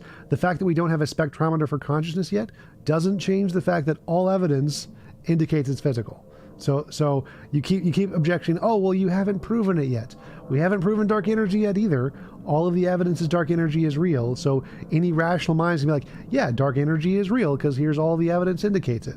So any rational mind in consciousness is going to be like, yeah, all the evidence indicates consciousness is a physical process and there's no other evidence of anything else. So have we proven it? No, but we don't need to. We have all of the evidence. I would say that dark energy, I mean, the models for dark energy, I think, are very tight and very good, obviously. But as far as it being a particle or a new field or a new form of gravity remains to be seen. And there could be somebody that comes along and upsets the apple cart. Sure. Always. But that's what we would need evidence for that. Like all the evidence is it's real, and there's several. What's her name? Sabine Hofstetter. Like she's saying that dark energy is fake or something. Yeah. So well, she. So the point is that you can go against all of the evidence, but it's not the rational thing to do. So the rational thing to do in the case of the mind is say, yep, all the evidence indicates it's physical. That's the rational conclusion, is that it's physical. But it just appears, I mean, it just seems clear that that's a category error because we know what physical is. We know what the materials are, like in totality, exhaustively described with physics. And none of that is a feeling or anything like that, which is not something that so go back. So you seem to be making the assumption that we know everything about all of the physical stuff, and none of that entails some other property we've discovered through consciousness. That seems to be your argument. I mean, physics is what it is. It's described as mass, amplitude, wave, charge. So again, we could just discover new things about physics that entail those things. You seem to have placed a stopper and said we've discovered everything about physics there is to know, which is clearly false. So well, no. Well, that seems to be like the implication of your argument. Mind is a particle. So it seems like the implication of your argument is that there's literally nothing else we could discover about physics that would solve this problem. And that seems obviously wrong. Well, no, I mean, you're giving us the promissory note, and I'm saying it could go the other direction. Perhaps physics has its limit, and then we have to look to other things to. Let's just say this, TJump. What if I want to address what you just said there. So yes, I have induction of science always working and physical stuff always working and always giving us the answer. So it's reasonable. So it's reasonable. No. Stop. For everything, for literally everything that we've ever discovered, science works. Physical stuff works. It's the one that works. So if we have an unknown problem, saying this same process is going to be the one that solves the problem is again the rational solution because no other method ever invented has ever done a damn thing. So yes, going with this method is the rational thing to do. Here's how I would respond. Yes, I agree with that, and that's why you get technology, because you can take these objects and you can deduce all of these physics and math from, and that allows you to make predictions about those objects. But then there seems to be a cut in reality in things that do not reduce to those physics. Wait, where is this cut? Well, okay, I already described consciousness. Well, so here's something outside of it. Well, one second. That's a good point. That's a good point I wanted to address. So it seems like you're making an argument from ignorance. Here's the stuff we understand, which is the science stuff. As are you. Remember, you said give us time. That's not an argument from ignorance. So again, it seems like you're making the argument that so we know about the physical stuff, and then here's something we don't know about consciousness. And there's these properties in this consciousness thing that we don't know about in the physical stuff. Therefore, we need to make up an entirely new ontology that it can't be any of the unknown physical stuff. I myself am open-minded. Once we get the TJump particle for morality or consciousness, I'm in. I'm a physicalist that day.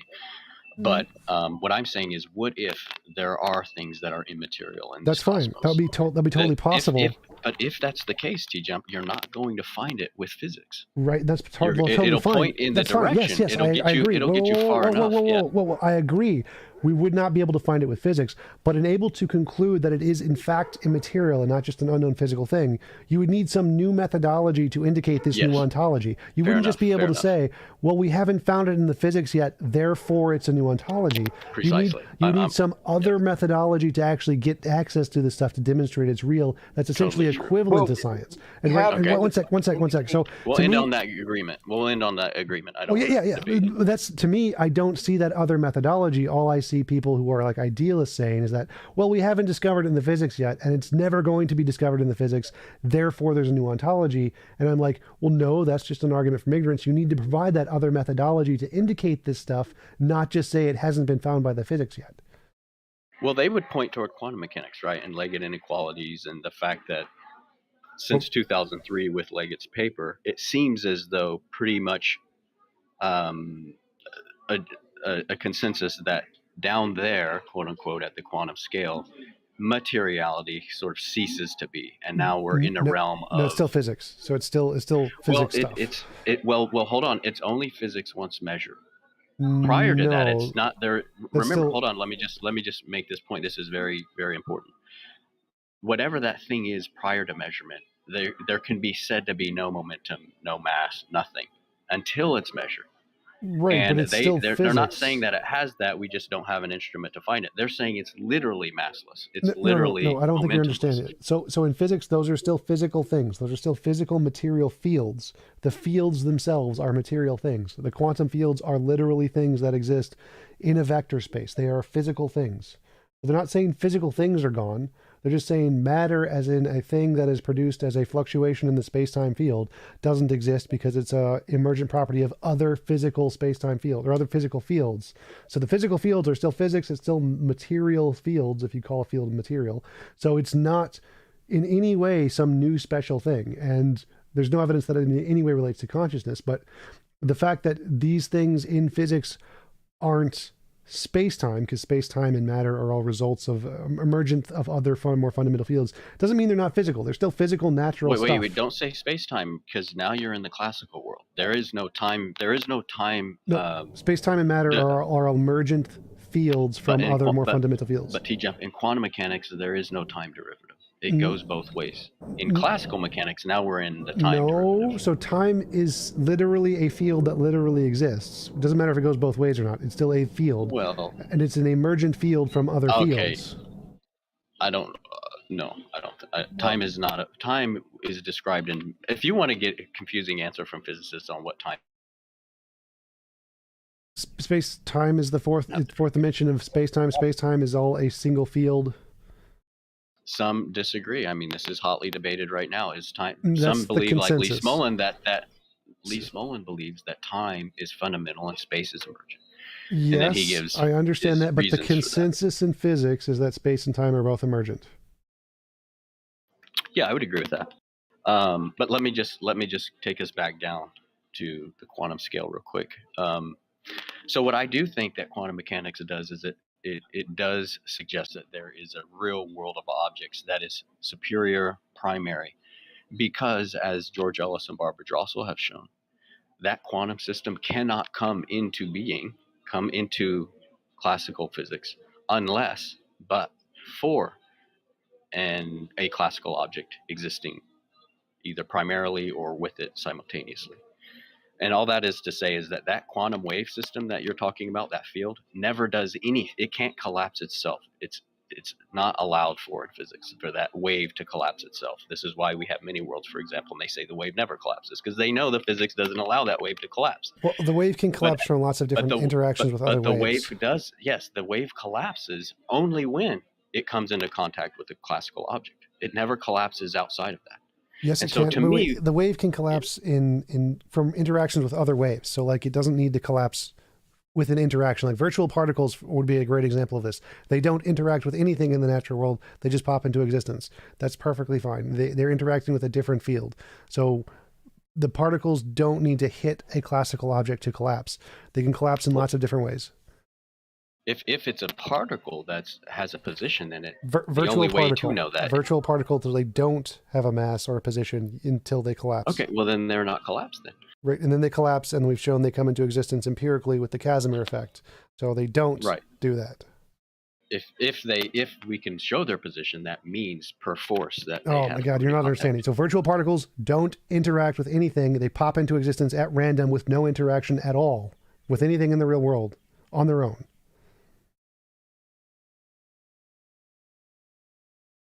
Casimir effect. Google Casimir effect.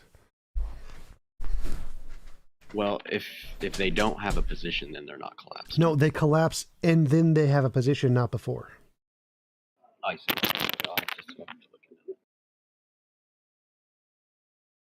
it. Hopefully this isn't like string theory.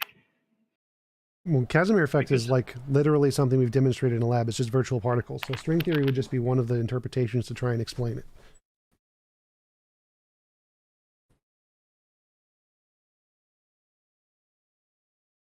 So Casimir effect is a literal empirical experiment.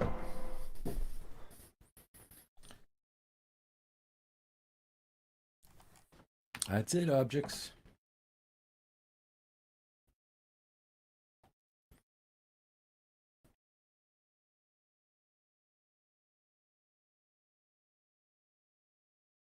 Is there a mod here who can give mod powers to people? Like Jack, Jack Burton, do you have mod powers? My room. I have mod power, or I've got room operator powers in this room. I can't give out mod powers though. Can you give out room operator stuff?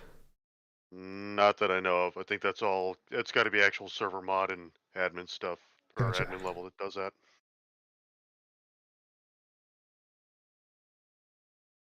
Okay, the Casimir effect, where between metal plates and empty space are modified by the presence of virtual particles. So yeah, that would be empirical data right there. Yep.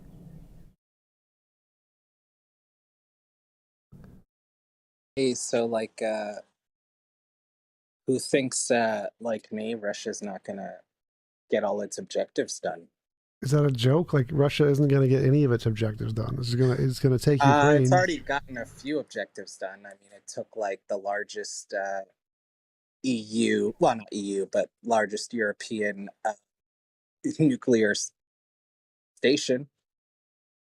I don't really think that was one of their objectives. Like their objectives are more like security and economics. Like literally, if their objective was put a foot in Ukraine, yeah, they done that. But since the goal was more economic and national security reasons, those are the things they're not going to accomplish, like any of their actual goals. I don't think they'll win. I think they'll, use the peace talks. But I'm kind of surprised, man. I didn't realize they would have so much trouble.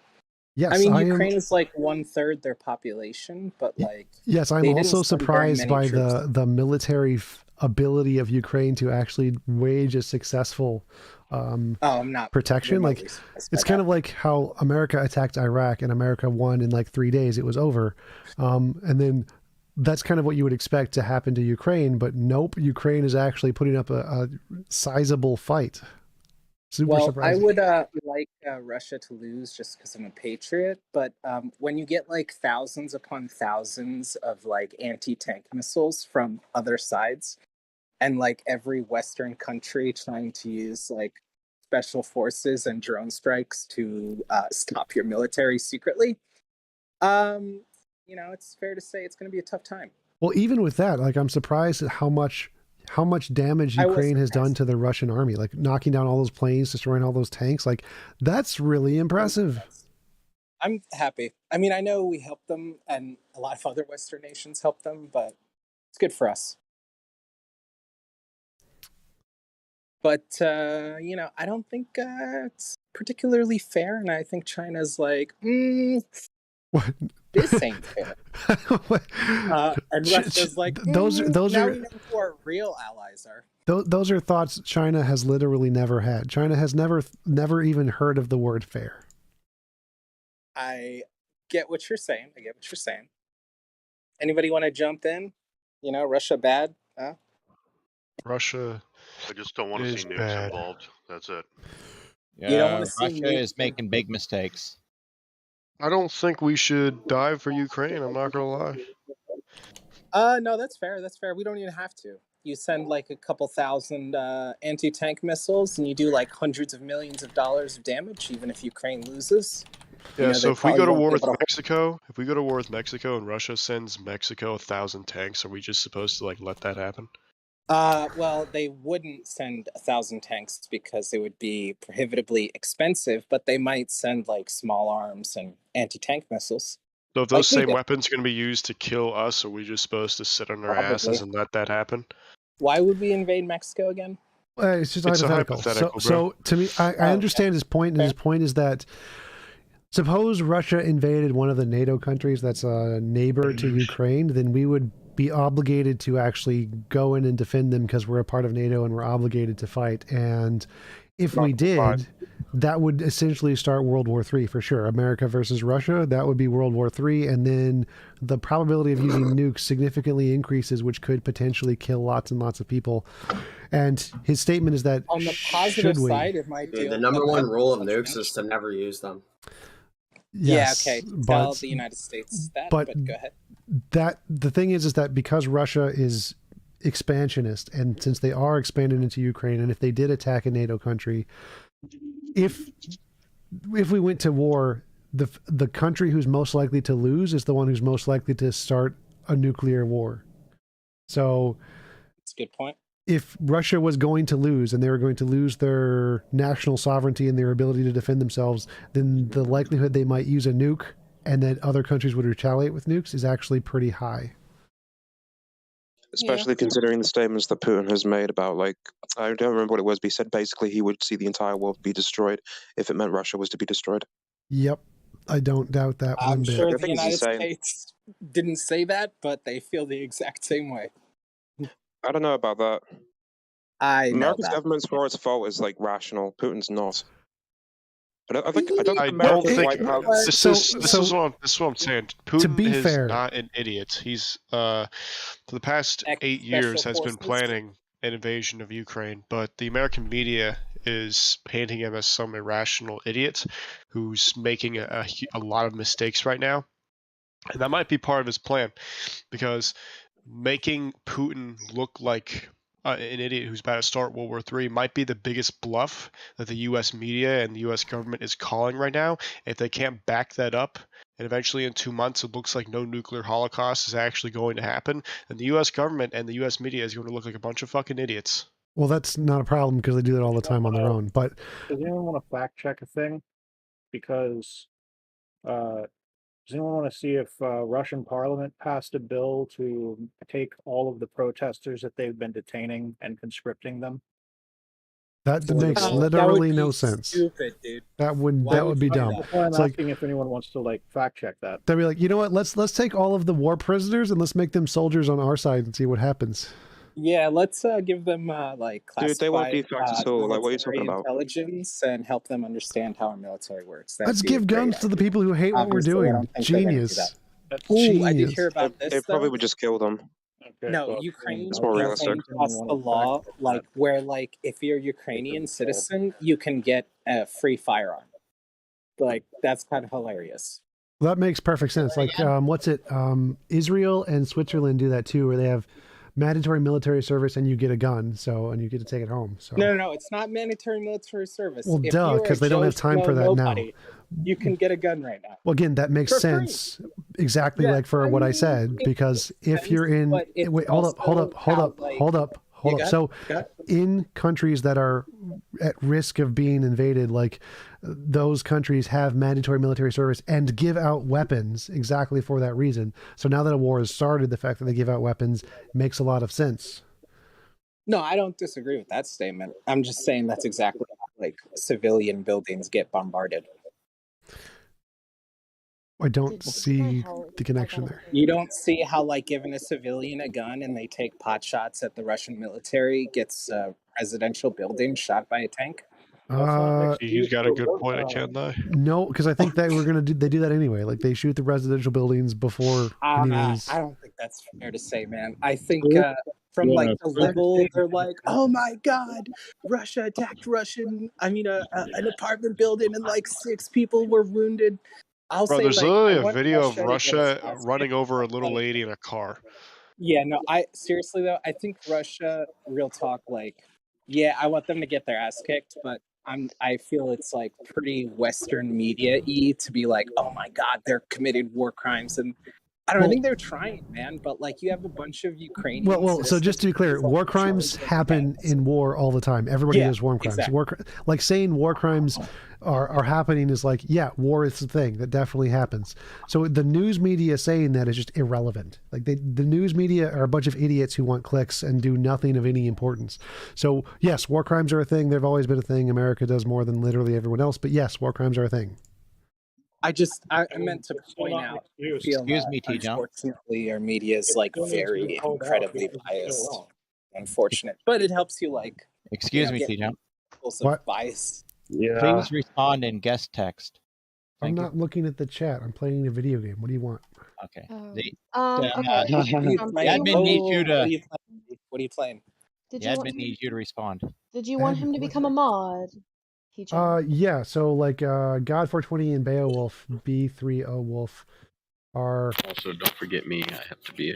I just want to know what you're playing right now. Like, And what are you objects are real too. no, I don't know. I don't know objects are real. I don't know him that Okay, well. so just God and then Beowulf. Yep. And Nathan R23. I don't know who that is either. Just B30 and me. Yeah. Got it.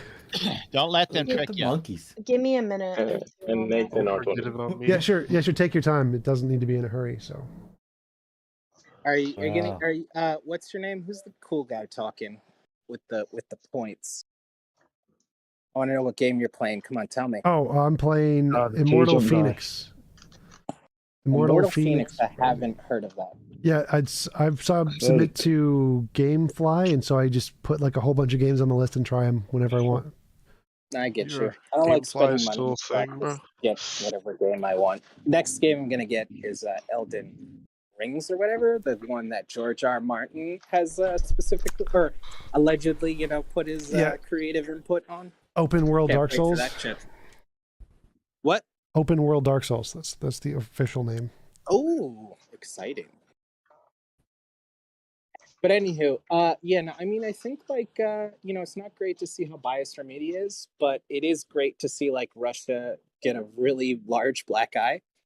But I might be afraid that they're kind of like what's it called? They're putting in like their B or C team, and they just want to look dumb for like long-term purposes. That's what I'm afraid of. How does I don't understand what possible long-term. All right. Well, here's where this is coming from. So Russia has 1 million active troops allegedly, 2 million reserves, right? Yep. So their invading force is only 150,000. Does that make sense? Yes. Yes, that makes perfect sense. Like, I mean, it doesn't make sense to me. Think about the. Well, hold up. It's about other things as well, not just manpower. So every single war ever started, that recent war, not like in the past, recent war, the invading force is usually a very small percentage of your actual active military. Like America invading Iraq, the active military and the invading force were very different numbers. Like it's always the case that you want to use the least forces required in order to potentially achieve the goal. Recently, yes. And so, and Russia was not expecting this. They were not expecting this. Well, okay, but we're a week in now, so why are their numbers still the same? Because it would cost them a lot more money and resources to do a full-scale invasion, and doing that would be very, very bad. talking about? They haven't even committed all the troops. They're like blockaded. No, Not we're fucking aware of blockaded. that. That's the point we're They're on making. the road. Yeah. They have 3 million possible troops, not to mention conscripts, and they're sending in like 5% of that number. Yes, that's normal. Why would they send in more? That's They're normal. already having logistical. Why would they send in more when they're already having logistical issues with the already Well, maybe like they deployed hire a troops? few people to solve those logistical issues. I mean, you're the third largest hire oil people? producer in the world, Did you and say your tanks hire are running people? out of So- fuel. Maybe so- you hire a few more logistical people. Logistical Yeah, like issues is the like entire government. hold up. So logistical ahead. issues is like transporting food and energy, gasoline, ammunition. Yep. You don't hire people to transport your. Let me rephrase. Not hire, obviously. Send more military men. That's what I meant to say. Well, that's the problem. If they send more military men, they need to send more food, more gasoline, more trucks, which cost exponentially more money the more you spend. That's like They playing. have, so it's like if they you're have- playing. they have special battalions as well for it. Stop. So it's like if you're playing poker and you Fucking genius, lose a yeah. hand, and the correct strategy is not to double down. And that's essentially what you're suggesting, is that when you lose on a certain amount of resources, the correct way to do it is to dump more resources at it. And that's usually not the best way. So doubling down. Okay. I like your logic. That's some good. That's a good. That's a good little. That's a good little touche there. I forget the word I'm looking for. Not rebuke. Like Retort. retort. That's Quotation. oh my god, you're in my mind right now. Good job. Retort. That is a great retort. I don't know, man. Putin is special forces, but Well, so what I think happened was that Putin was expecting the Ukrainian invasion to go like the Americans did to the Iraqi invasion. Instant win. They have nothing. You're technologically superior in every way. But that didn't happen. So now he's very surprised, and he's probably trying to figure out what the best course of action is. He's thinking, well, probably go ahead. He's thinking probably they have a limited amount of resources, and so they can only put up a defensive front for a minimal amount of time, and then they're going to crack. So that's probably the strategy he's going for, is that he continues with the current plan, and eventually they're going to run out of support and just crack. And they haven't yet, and that's probably very surprising and concerning for him. And so he's probably going to be considering. He definitely should have gone with Blitzkrieg, before the Western. Y'all, I really think you guys think like I don't know if we know the whole situation. Like, Russia is somehow getting bogged down. Like maybe that's the actual plan here. I don't know. Yeah, you guys aren't military analysts. Like, you're not fucking Pentagon. You guys aren't the Pentagon. Like, chill. Yeah. You don't know the Yeah, full no, situation. so no, real talk. Hey, Still speculate. So absolutely none of that is No. relevant. So there's no one second. So there's no tactical advantage to losing thousands of tanks and pretending you're shit at invasion. Like there's literally no benefit to that. Military invasions are not super CIA 4D chess things. Like there is no benefit here. Here's my logic.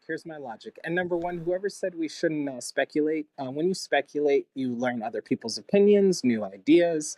And number two, obviously, we know like 5% of the total information. Okay, we don't know that much. We are not the Pentagon. We don't know shite. The Pentagon doesn't know shit either, just to be clear. The Pentagon also does not know shit. No, they don't. Yes, they literally told China Russia was going to invade Ukraine, and China gave their information to Russia. Yes. The Pentagon knew this was going to happen for a everyone month. already knew that was going to happen. Like So that was super obvious. I'll say, like, in real talk, like, U.S. military probably has like at least 80% information, and that's a conservative estimate. Not even. You have No. UAV. No. You have Google on your side. War. First thing about war is that nobody has enough information. Like having information is the most valuable thing because you barely have any of it. So no one in war has 80% of the information. That would be a dream if you had that much information. But you can be assured that losing a bunch of battles is in no way beneficial. Like the reason Putin didn't do a blitzkrieg, because if they had done a blitzkrieg, everybody would have been pissed. Like everybody in the surrounding nations would have been even more on alert, and it would have been more likely to garner a worldwide response. So the more military he sends, the more likely he is to get retaliated against. So he wants to use the smallest military possible in order to act as least threatening as possible to get his goal accomplished. And it's not working. And that's the concerning fact for him. After all, it's a peace mission, right? That's Peace mission. okay point. But in reality, no, not in reality. I just think looking weak, yes, I'll admit, like, in many ways does not go well for you. But in other ways, if you use your least trustworthy soldiers, right, you get rid of like your most incompetent, you gauge how much your worst just military so presence stupid. can Come do. on. If you're, well, listen, okay, first of all, like, if as an economics major, like, my number one goal right now would be like, if I'm a well, let's say they do that. So let's take your example. Let's say that they want to just expel their least useful soldiers or something. Like, what is the economic impact of doing that? First thing, every one of their family and friends are going to be pissed at you. You're going to lose public support. The longer anybody's in war, the more public support they lose for them, and the less likely they are going to be able to maintain it. They're going to lose economic usefulness. They're going to increase sanctions, which are going to add costs to their economy. They're going to have logistical issues, technological losses. Do you really think just simply eliminating some bad soldiers is a positive gain that is worth all of the different economic costs that they're getting right now? Is that a good idea? Yeah, let me respond to that. That is some excellent points, exactly the points I've thought of, except for one or two I missed. But here's my response. So number one, it's not just bad soldiers, it's old equipment. So tanks that are old, blah, blah, blah. And then so here's the long-term benefit. You're going into World War III, okay? Ukraine doesn't fucking matter. You have big entrenched interests that you want to see fall. Germany, UK, America, blah, blah, blah. So you want those people to fall, right? And you want to look weak, and you want China, India, the people who have been practicing their war games together, you want to see, the playing field, so to speak. You want to see who's on your side, who's not. So yes, you expend a very large economic loss, a very large, face loss, but Russia has always been the bad guy. Like, Russia, this is nothing new. They've always had sanctions. They've always been hated. They've always been like, people don't like them. So generally, you take this hit on the chin, a very large punch to the chin, and then long term, 20 years from now, 10 years from now, you make the big move. You go World War III, use all the technology you've been keeping back. China, we don't know how they're going to act. We don't know what type of weapons they've developed. It's a bluff. Wait, what is I'm not saying it's a bluff. Plus, wait. I'm not understanding what you're saying. One sec. One more important point. Wait. I'm not following your argument here. So you're saying that instead of just launching into World War III with all of your good tech, first, you're going to waste billions of dollars attacking Ukraine, which does nothing, and sacrifice a lot of troops and tanks for no reason, make yourself weaker, have everyone unite against you, lose billions of dollars economically, and then decide 20 years from then to start World War III when you are significantly weaker? Why? Again, you wouldn't be significantly weaker if you wasted your, what would be considered, not what's the word? Well, weaker here. What I mean by is economically weaker. Not useful thing. What's the word? Old, no longer. Right. But that doesn't. So even if you give up your old useful stuff, you're pitting the world against you. They're uniting, which it already is. It already is. Not as much. Not nearly as much. And you're going to have a lot of sanctions. So costs in Russia are going to skyrocket. Their economic production is going to go down. They're not going to have as many opportunities or resources. So they're going to be throttled economically. So they're not going to be able to produce as much military stuff. Okay, let's do the flip of your scenario, right? Russia wins in 2 days, right? Sure. It just steamrolls everybody. It fucking kicks ass and takes names, right? Oh. What does the United States, UK, and Germany do after that? Yes, that would be bad. What do you think they do? That would be bad. You wouldn't want to do that. No. I'm just saying, work with me here. What happens after that? Massive sanctions. There'd be military support for all of the surrounding nations. They would all join and increase the military production of NATO in order to increase the military power of all the local countries nearby. Yeah, then China takes Taiwan. And then what does the world do?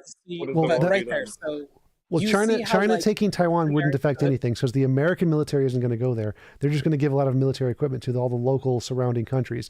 And so their military is going to be unified, and they're going to group together, because over the past 50 or so years, all of the countries in the Europe have not been working well together. That was Trump's criticism. No one's paying their due in NATO.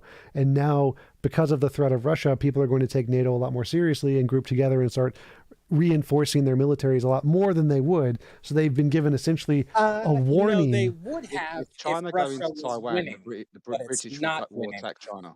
Well, so they're doing that right now. They're literally doing that and benefiting NATO right now, I even don't though know. They would have done that regardless with any invasion, but we're talking about like people who see it. right. That's the point. Any If Russia was invasion. taken out, Hold up. So we would any be putting- invasion Russia is Yeah, going to do is going to stimulate everyone else to start building up their military. So any preemptive action gives people warning to build up their militaries and gives them more time to prevent anything power you have to actually win World War III. So any preemptive action by Russia, if they planned on starting World War III, is a terrible idea. If you really wanted to win World War III, it would be full just go for the win. I disagree with you fundamentally on your how your levels. So here you go. My point. So Russia invades poorly, but they increase their spending by 10 billion. Russia wins, they increase their spending by 200 billion. Do you see my point? No, but they're invading. So if they they're invading steamroll, you poorly. increase your budget 200 billion and you go full notch. No, You but they're see them having almost invade that much in poorly, sanctions put on them. So then it's you actually they invade. counter. Yeah. No, but here's what you do. Like long-term strategy, they only invest like maybe 10 billion and they're like, they suck anyway. We're not worried. Yeah, we're no one unified. thinks Yeah, that. we're Literally, NATO. no one thinks that. That is But the they're not a dumbest big thing. deal. Like, so saying that. Hold up. So saying that. They lost, so they're not a concern anymore. Even though they're the leading nuclear power on the planet. Hold up. Stop. So let him finish. Stop talking, or I'm going to mute you. And it wasn't working, so that's why I kept muted. Please stop talking. So if your plan here doesn't seem to work, because if your plan is we're going to attack another nation but lose and look weak so everyone else just stops investing in military, that's the exact opposite that's going to happen ever. Yeah, but see, you're misinterpreting me here.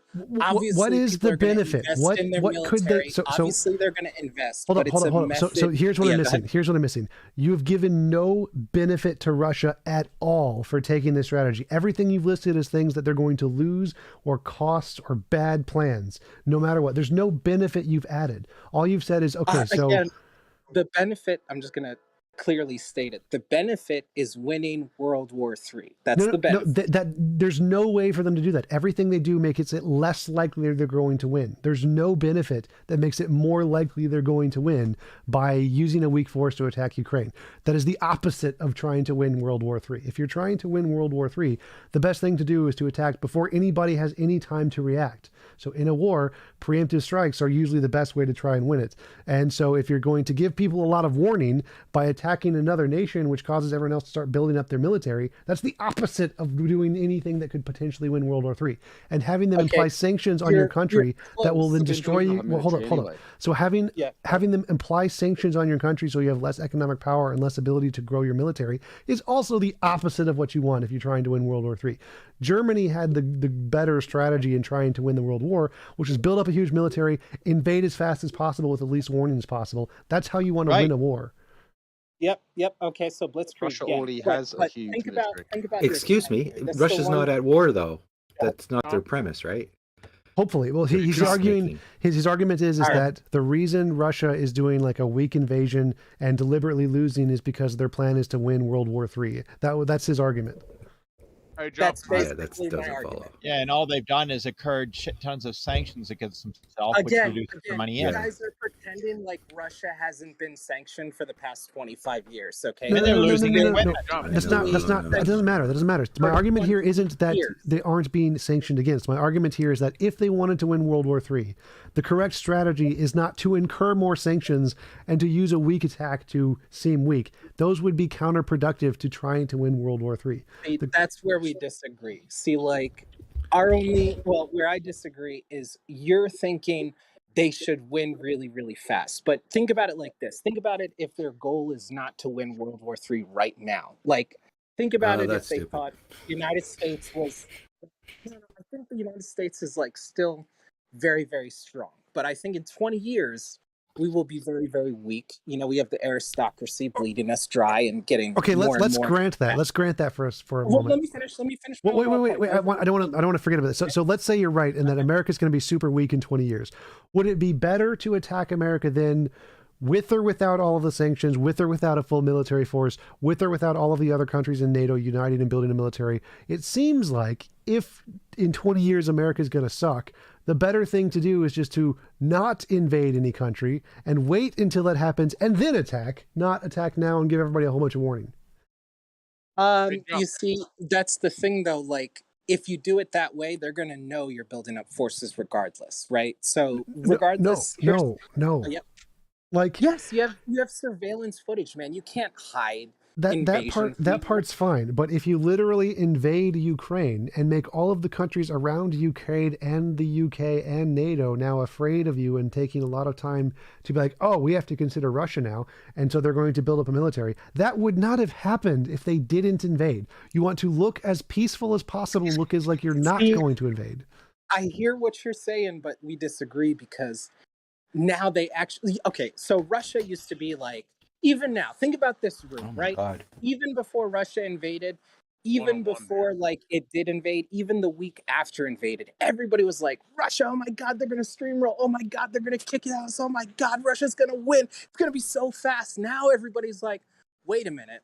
They'll win, but they're kind of weak. I didn't realize they were so weak. Like, do you see how the narrative has changed? That doesn't, people's opinion. Hold up. People's opinion that Russia is weak does nothing to affect the surrounding countries. They're not like, oh, Russia's weak, we don't have to worry about it. They're like, holy shit, the world's leading nuclear power is attacking another country. We need to be prepared if they decide to attack us, because holy shit, they're a nuclear power. So no one is thinking, oh, they're weak, we don't have to worry about them. Literally not a thing anyone is thinking. No one in the world is thinking that. Man, I think that I am Russian, and you guys are all wrong. Nuclear power, like, right? And we have a lot of like nuclear powers. Even Pakistan is a nuclear power now. Yeah, Are we worried about Pakistan? If Pakistan, yes, we are worried about Pakistan. The Yes, Pakistan, I mean, let me India, rephrase. the Pakistan-India conflict is a massive part of international relations, and gee, I sure hope our Pentagon is planning around that. Second of all, if Pakistan was invading European nations as in order to recapitulate a Pakistan empire, right? Yep. Then yes, we would be concerned. The question is about ambition, right? I would like to ask. We know that when you're done. We know that Russia, for instance, had invaded Georgia previous to this, annexed Crimea previous to this, had invaded the Ukraine prior to this. It is very clear that Russia has has imperialistic ambitions. It wants to recapture former, like what are now satellite states and what previously had been part of the USSR. So it's clear from an international relations perspective that there are going to be other nations at risk. And so long as those other nations want to preserve their sovereignty, they're going to take steps to protect that sovereignty. And before, because there was maybe not a consensus around the world, but there was this idea that there's no way Russia's going to invade Ukraine, right? They'd be crazy, right? Now, all I'm saying is, from a Bayesian perspective, people have increased their belief that they are at risk from invasion, right? Okay. Now, because Russia has demonstrated that they're willing to do it. Number one, so question to the room. Just quick yes or no, please don't elaborate. Do you believe that in a military win, if you want to occupy a nation, the number one most, really the only strategy is boots on the ground, no matter how much tech, drones, whatever, missiles, the way you win a war is boots on the ground? Yes or no? No. Shock and surprise be your best bet to start. Well, no, so shock and surprise. You want complete air superiority, and you want to use like drones. There's easier ways. Especially, hold up. There's an easier way. All you have to do is destroy the infrastructure of the other place, and they'll lose. So you don't need no one in the area. You don't need any technology in the area at all. If you destroy their infrastructure, their source of food, and they start to starve to death, you've won the war. Airports. Okay, so then you turn the entire world against you. Is that your? Russia's doing that. Russia is literally doing that right now. All right, it's already been. That's like nothing new for Russia. In my opinion. No, hold on. So this is a point You're you've made a couple undermining now. times. This is a point you've made a couple times, and I think it's just flat out wrong. Okay, so fair. it's true that Russia has been sanctioned in the past. It was sanctioned over Crimea, as recently as 2014. And the invasion of Georgia in 2009-ish. Go ahead. So in order for your theory to be true, you'd have to think that these sanctions, because you're sanctioning someone who's already had really significant sanctions, the marginal effect of these sanctions should be fairly low, right? But we know not low, that no. But well, then if the question is whether these sanctions are having an impact, and your response to like TJump's claim that in fact these sanctions are having an impact, imposing a large significant cost on Russia, your response has been, oh well, they're already sanctioned.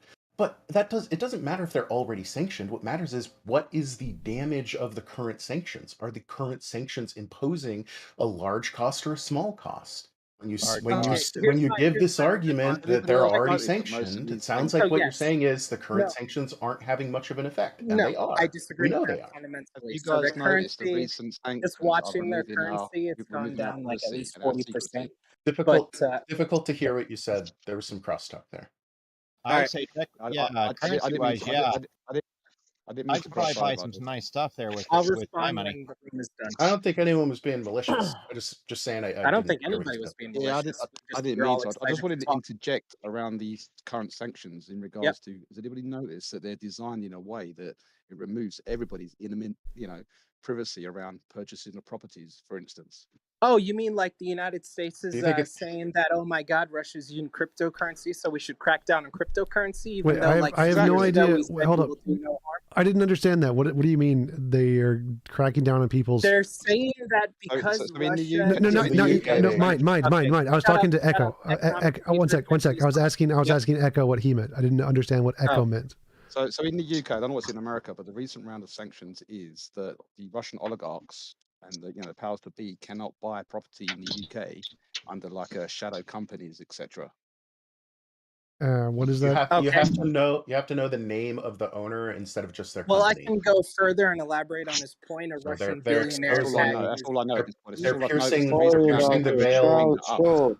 They're piercing the veil of corporate anonymity, specifically in the UK, specifically for making certain kinds of real estate purchases. Yes, and Echo, what was your point? It impacts everybody, not just Russians. Yes, and what's your point?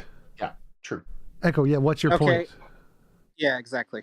I'm just saying. So the West is let Echo finish. Let Echo finish. Go ahead, Echo. I can't talk, can I? Go ahead, Echo. What was you saying? Just the West are using the situation in Russia to remove more of our freedoms, our rights. Sort of.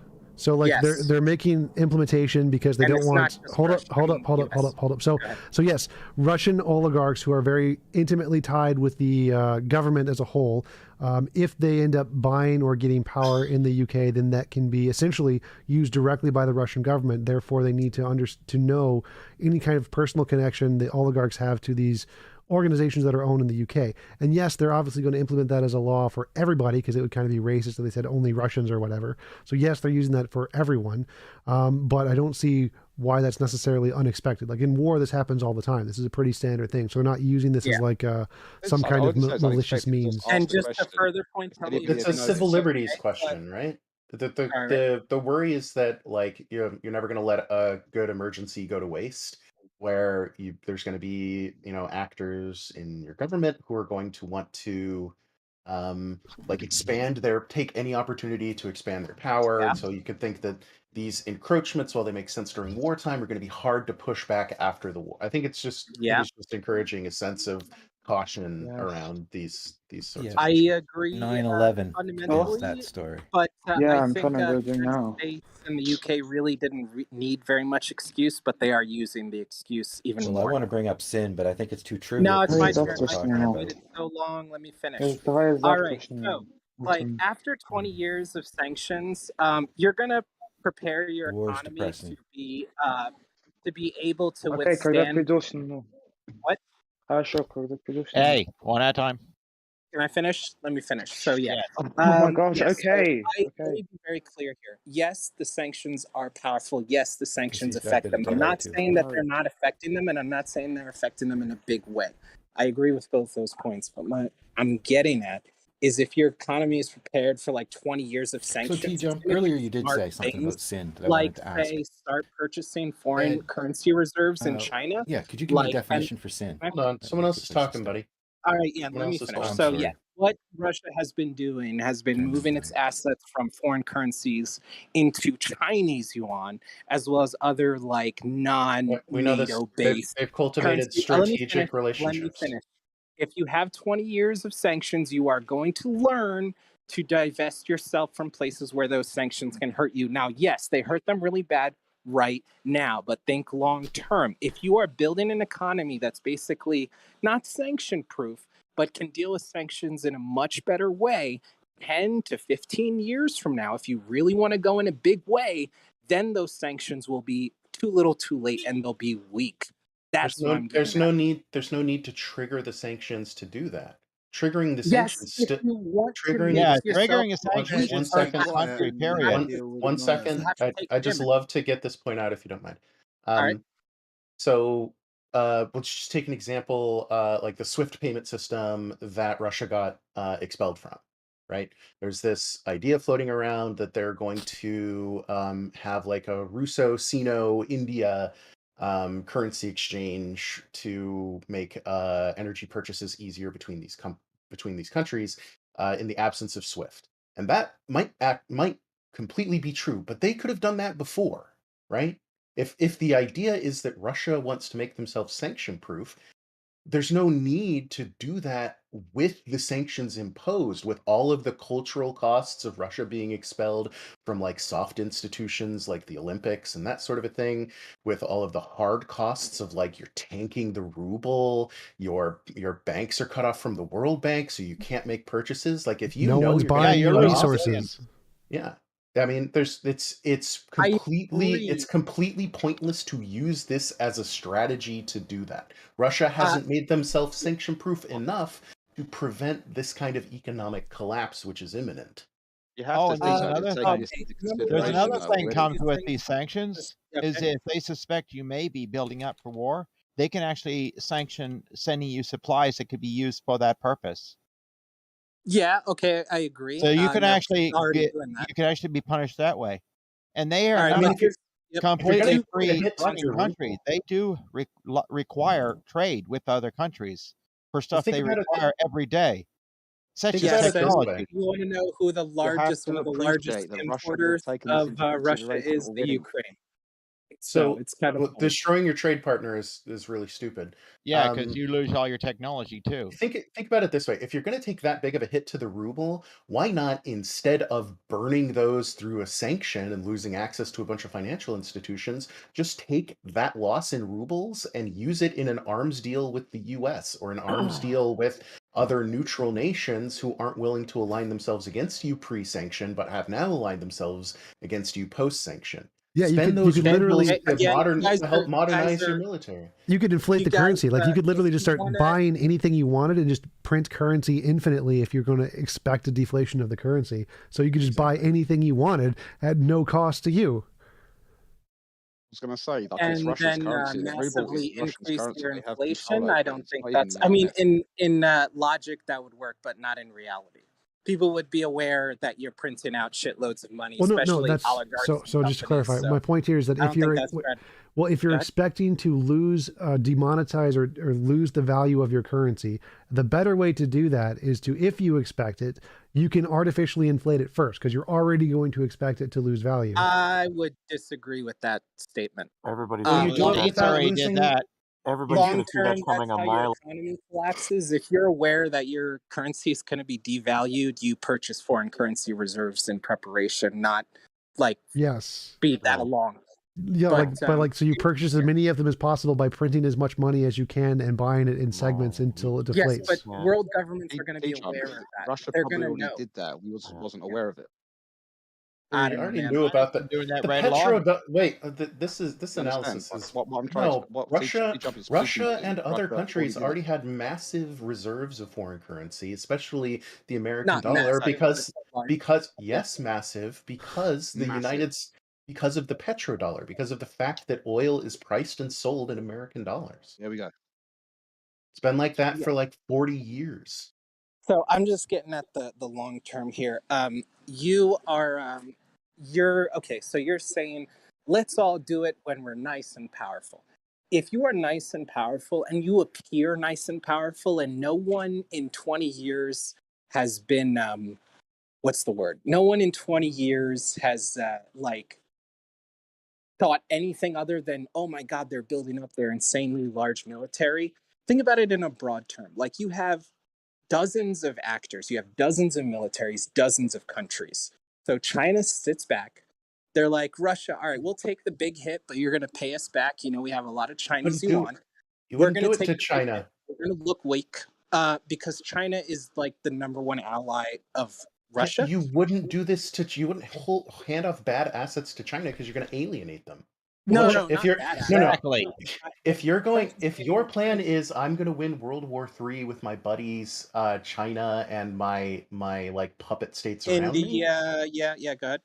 If that's your strategy, the question is, okay, from the so like take the time from like 10 years ago until the start of World War III. What you're saying is there's this period before World War III where everyone's going to know that like you're in a wartime standing, active wartime standing because of the invasion Yeah. to Ukraine, but it's okay for people to know that some amount of time before you actually trigger World War III. That's okay because you're going to be presenting a false face. They're going to have like wrong expectations, so you'll have like a really effective Yes. first salvo. That's like You're very that's close. that's your position. That is my So position. you've but, already a little bit, conceded. one more. You've already conceded that with that position that it's okay for Russia to have some kind of period where people know that they're on an active military footing. But No, what I'm see, that's suggesting, where we people wouldn't know that they're on an active military footing. All you'd know is that they're modernizing their military, right? Two The things. the One, signal yep. the sig here I'll distill my point I'll down. let you finish. The signal of invading the Ukraine is a much clearer and much higher magnitude signal of oncoming World War III than replacing military gear from the fucking 70s. Okay, let me say one second. I wanted just to make real fast, please. I want to just add on to what he said. I wanted to add on to what he said a little bit. So, like, if you have a neighbor who has lots and lots of guns, but never attacks anybody, you're probably not going to buy guns in defense. But if you have a neighbor who has like 2 guns and he attacks people, you'll probably buy guns in defense. So even if somebody looks weak but is attacking people, you're more likely to build up your defenses than if they look strong and are not attacking. So Russia just building up their military is not going to have the effect of people building up as much defensive forces as a weak country literally attacking another country. If you have war nearby, go ahead. Two major points. Number one, to the room, do you not understand that the United States and the UK are like, and the France are like in active military zones, and they have like tacitly invaded like other countries? We're in the we South China Sea. We're in the Iraq, South China we Sea have as we stand invaded at the moment. Afghanistan. Like, we are a large, powerful force that has invaded multiple other countries. We're in 7 armed conflicts right now. 6 actually. So like, this is all like what I'm getting at. Number one, do you guys believe like Western powers are not doing this? And number two, more importantly, do you believe that do you believe that nations, like especially developed nations, are not aware that someone is going to imminently strike or is imminently preparing? Like they aren't know aware. Afghanistan was not aware. They knew the Ukraine invasion was coming for a month and a half. The reason they knew the Ukraine invasion was coming was because Russia was literally moving forces to the border. That's the indication. Even if they hadn't known the Ukraine invasion was coming, Russia has always seen, even back to the old Soviet days, the Ukraine is extremely important to Russia's view of self-sufficiency. Well, that doesn't matter to his point. Because that doesn't matter to his point. Because I'm going to mute you if you say that again. Of the oil.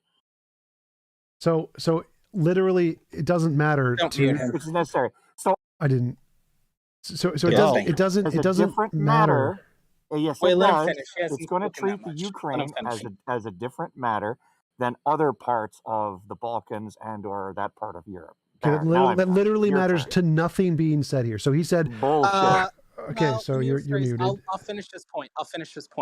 So Well, getting I wanted to say like, something before that got interrupted. largest, So one sec. okay, go ahead. So if Russia just stayed, if they didn't move towards the border and didn't make a play like they're obviously going to invade and were staying in their country, building up technology, that would not make people worried they were going to invade places. Like America builds up its military and technology all the time. That's not an indication you're going to invade or start a war. That's just an indication, like the other guy said, that it's just building up a military. So you can build up a military without making people or giving people an inclination that you plan to invade, unless you literally move your forces to the border. That's an indication you plan to invade. Or if you have spies, but go ahead.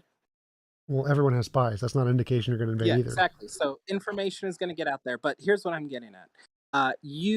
Okay, so what I'm getting at basically is if you look in the big picture, getting Ukraine's nuclear power plants is very useful if you're the third largest oil producer. You can have energy from nuclear power, and then you can sell your oil and maintain your cost of living and standards of living, blah blah blah. So if you take a large hit on the chin now, and you even bet against it, so you bet against your currency. Like if I were right now, if I could get access to the ruble, I would buy shitloads of it because I'll even say, guests of the room, I don't believe Russia's remotely going to disappear, and I don't believe it's going to like economically destruct or anything like that. So I would definitely purchase the ruble if I could, and it wasn't illegal. But just because it's cheap, you buy low, sell high. But the main point is I would like them to lose. I just I'm afraid I don't know. I have very little information, but I do hope they get wrecked. But at the same time, it would be cheaper to just build your own nuclear plan? power plants. Like they have the ability to build their own nuclear power plants. Why invade a country? Again, you hit multiple birds with one stone. You Who gives a shit about Ukraine in World War III? Military spending in the nations abroad, but then in 10 years, you massively skyrocket your military budget. What did the invasion gain you? Right? Just do the same strategy without the invasion. Okay. Again, the invasion, what does it gain you? It gains you two things. It gains you a projection of weakness, and it allows your allies, all of them, to solidify. So you can say, all right, here's what happens if you want to get something in the world. Okay, this person's going to be against you. This person's going to push sanctions. This person is going to do this. This person's going to do that. We can just say that it polarizes. Polarizes, but I mean, it gives you a so the problem with information. the problem with polarization is that you're also polarizing NATO, and you know who has more money than fucking Chechnya? NATO has more money than Chechnya.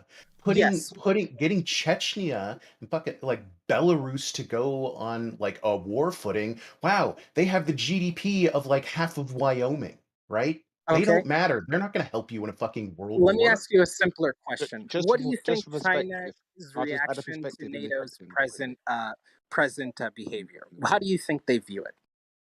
What I mean, you mean internally or what they've expressed so far?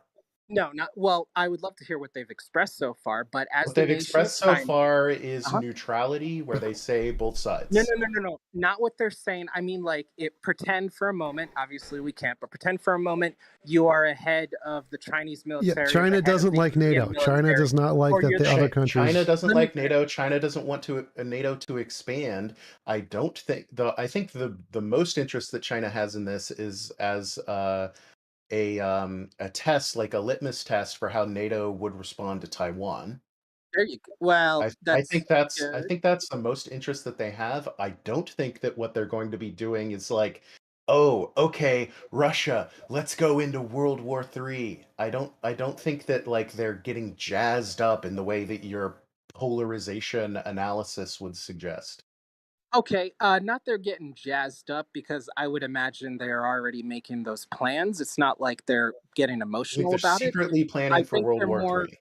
To start World War III. No. Not to start, it's to defend against World War III. That's what they're doing. They're trying to situate China doesn't have to so worry about being invaded.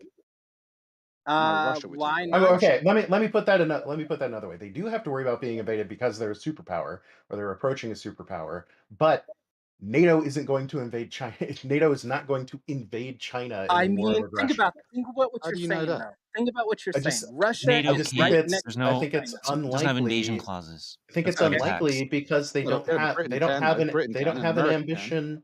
I think it's because That's where I NATO think we doesn't. disagree.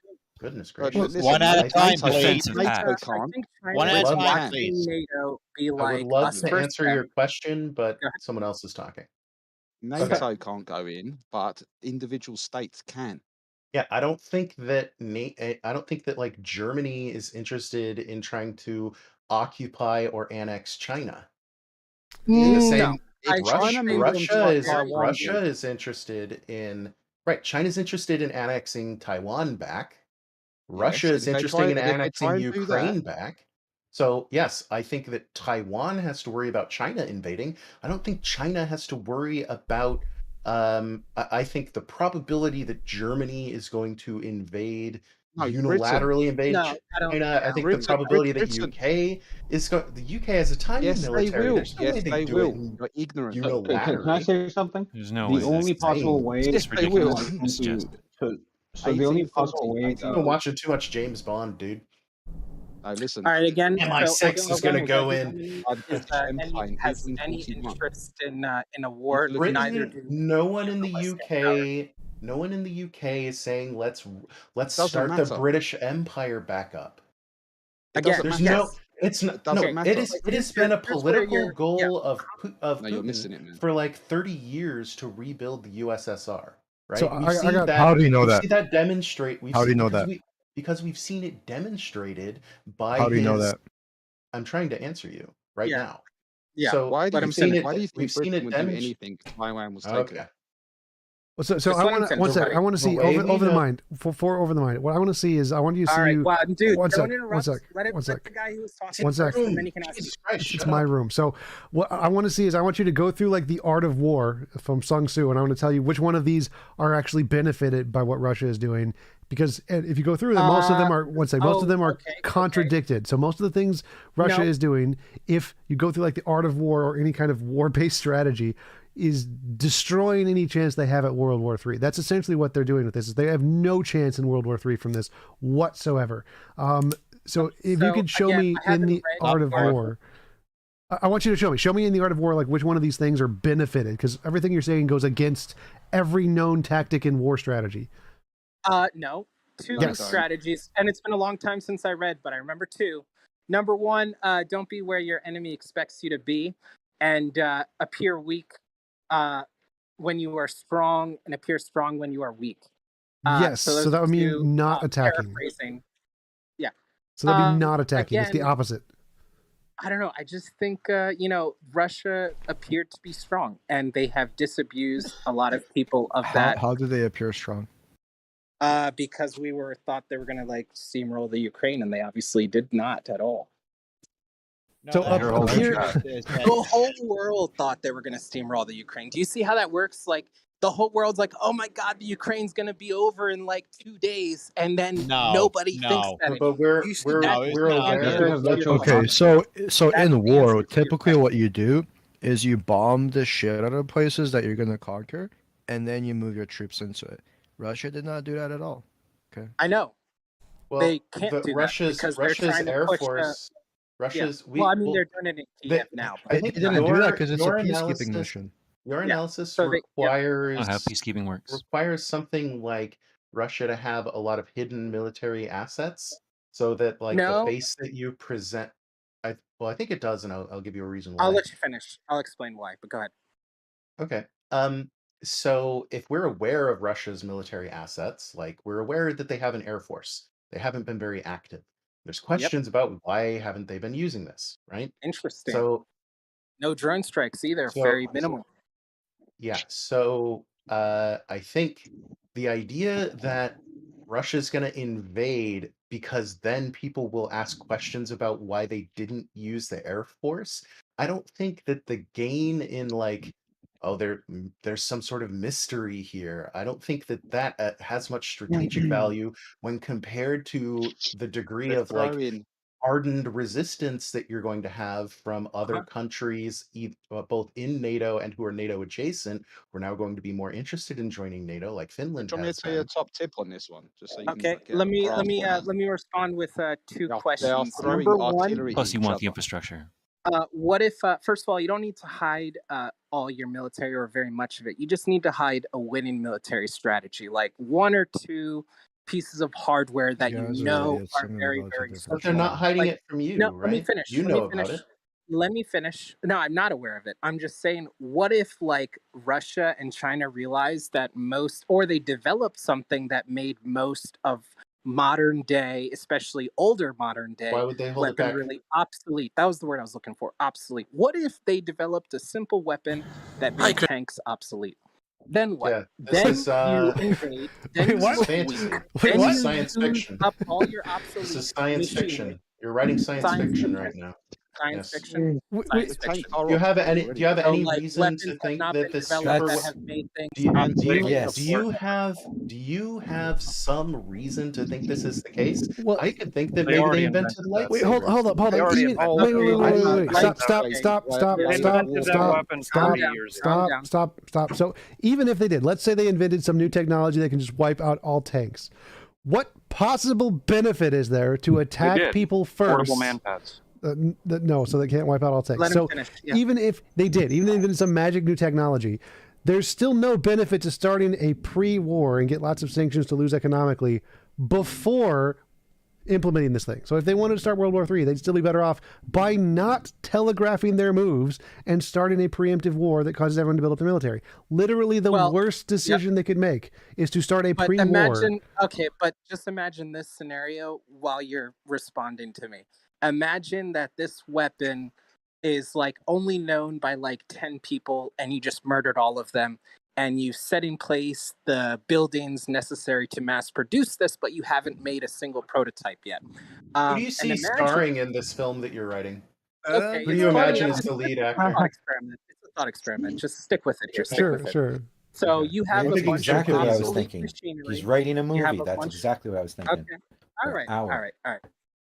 Oh, you're funny. But yeah, so you have a bunch of obsolete machinery, and you don't want people to panic when you start building up your military again, especially with this new age technology. So let's attack another country. That'll make sure people don't panic when we build up our military. Genius. That is genius. The best way to make people not panic is by attacking someone. Genius. I asked him ages ago if this was a But bluff, think- and he was okay, saying the whole think thing's of a bluff. He was okay, basically if calling you it a bluff. produce billions of dollars a year and you lose like a few not a few, but like 100 tanks, some armored vehicle, 100 armored vehicles, like things that are no longer useful. Or you And could then just throw make them them away. growing You literally just park them in a Right, you- corner and not blow them up, and that would work just fine. Well, you could sell them. Like you have to maintain Or them, you could and sell how them. would you appear not weak? The whole world. You is could weak. literally There's this thing When called was a the last time junkyard. we threw So artillery at each hold other? up. There's this thing called a junkyard. There's lots of old tanks are in this junkyard where America puts them when they don't want to maintain them. Russia could just do the same thing instead of starting a war. And then Or it could we sell- would be like, "Oh my They're God, throwing they have like artillery at each other. 1,000 America to just leaves them behind. 1,500 tanks that they could turn on at battalion. any time." No, we can tell the difference between a storage field for dead tanks and new tanks. Like we wouldn't count. Oh, look, they have a whole bunch of tanks in a storage field. They have this many tanks. Like no military Well, does that. it's just- I Military really intelligence isn't like, oh look at all the stored tanks Americans have in their junkyards. There's like 1 billion tanks America has. No one says that. No one is that stupid. I hope so. Like, do you think Also, I was Russia? Do you think forgetting- Russia is like looking at the storage fields of planes? It's like, oh, look at all these planes America has that are just sitting out in the rain and snow, taking damage. Clearly, they're just a huge threat to our military because they're going to use these. Well, I mean, at the same time, like you don't want to put like a $30 million tank in like a rust, situation. Yes, But, a better I don't strategy is to really know. send it to another country to get blown up. Genius. Yes. Only if you've developed the weaponry that makes it obsolete. In the new Yes, stage so of let's warfare, waste and then you millions of prepare your dollars. partners. Let's waste millions of more dollars to transport it to get blown up instead of just TJump. parking it. Yes, Genius. but as opposed to what? What do you do with it? Like if it has no Can I other just use. can I just express Can my I point call about the Uncle? artillery? Yeah. Can I call What? Uncle and say he's TJump, right? What No, I Echo? think you're Echo? missing. Echo wanted to say something. I think. Learn, Was you that know, you just Echo? want to learn. TJ, I think you're missing the point some on this one, opinions. fella. They are throwing artillery at each other. Like this war in the Middle East, in Ukraine, it's like a Stone Age war, dude. They're not using drones, like you say, minimal tanks. They're throwing artillery. They're throwing artillery at each other, fella. They're not. They do talk about like hang some on. drone I speak strikes. a little bit Like slower. Doesn't mean you get to interject. Ukraine Okay? got a few Oh, wait, Turkish. let him. Mind. Let him finish. They're Go ahead, not Echo. fighting this war like it's World War III, dude. They've kept it Yeah. on the level, should we say? Yeah, I agree with that. Okay? That would be very They're stupid. Why throwing, would you they're throw your throwing hands all their Mind. own Let him finish. integrated Let old him shit. finish. Literally 2 Russia are seconds. basically Russia is basically emptying their stocks of artillery rounds and rockets and stuff are about to go out of date. What? Literally go out of date. So that's Past their sell-by date. literally a stupid idea. So they could literally just put it on a shelf or trash it. There's no reason to shoot it at somebody and start a war. Well, there is a Do you sense realize if Russia take Ukraine, they double their population? Do you realize That does nothing to help them. Doubling their population doesn't help them build their military. population if World War III? Just something to say that instead of like all those people, a lot of people are saying that what would they do if they're not using it? If it's better to just empty their stocks. No, it's not. They would use it to sell it to lesser nations. That would be much more beneficial than just shooting it. Yeah, that's and, what I've been saying. That's actually a valid point. Like they could I don't know literally who just you sell it sell because it there are to. lots of World nations You who would cannot buy it. sell it. You can't sell a rocket if it's gone past its sell-by date, you donut. Yes, you can. Are you kidding me? But literally, most of the musicians. Hold up. Most of Just sell it on a discount. Well, stop. So weapons work way past their sell-by date. They don't stop working, once they get past the sell-by date. And So you're telling me you're selling literally, a something lot past of their the sell-by weapons date. that are sold to third world nations are weapons that have passed their sell-by date. So that, yes, you can sell those. Does happen a lot. All right. Well, There's a marketplace for surplus government weaponry, I believe. Yep. Yeah, you Besides, guys well, worried the well, rockets are going to get moldy? What's going on here? No, like moldy. the rocket components could become inert after No, a The certain solid no. fuel might, it might decay. But... Yeah, their chips are just gonna like turn to putty. Like usable or reduce its effectiveness or reduce. no, so that's not how weapons work. So the reason weapons lose their sell-by date is when you get a new technology and you don't want to maintain the old technology to maintain it. It's not going to decay and stop working. It's because you have new things that are better. So the old things get cost. They don't stop working. Okay. Like you can still shoot bullets from World War II. Rounds go off. Sounds very logical. The solid rocket fuel goes off. The explosives go off, and they don't work. And basically, the rate of success goes down dramatically. But not to zero. So they're still usable. They're still usable. That is Yes, they're only still if you usable. Of don't course, maintain like 1 in 10 might work.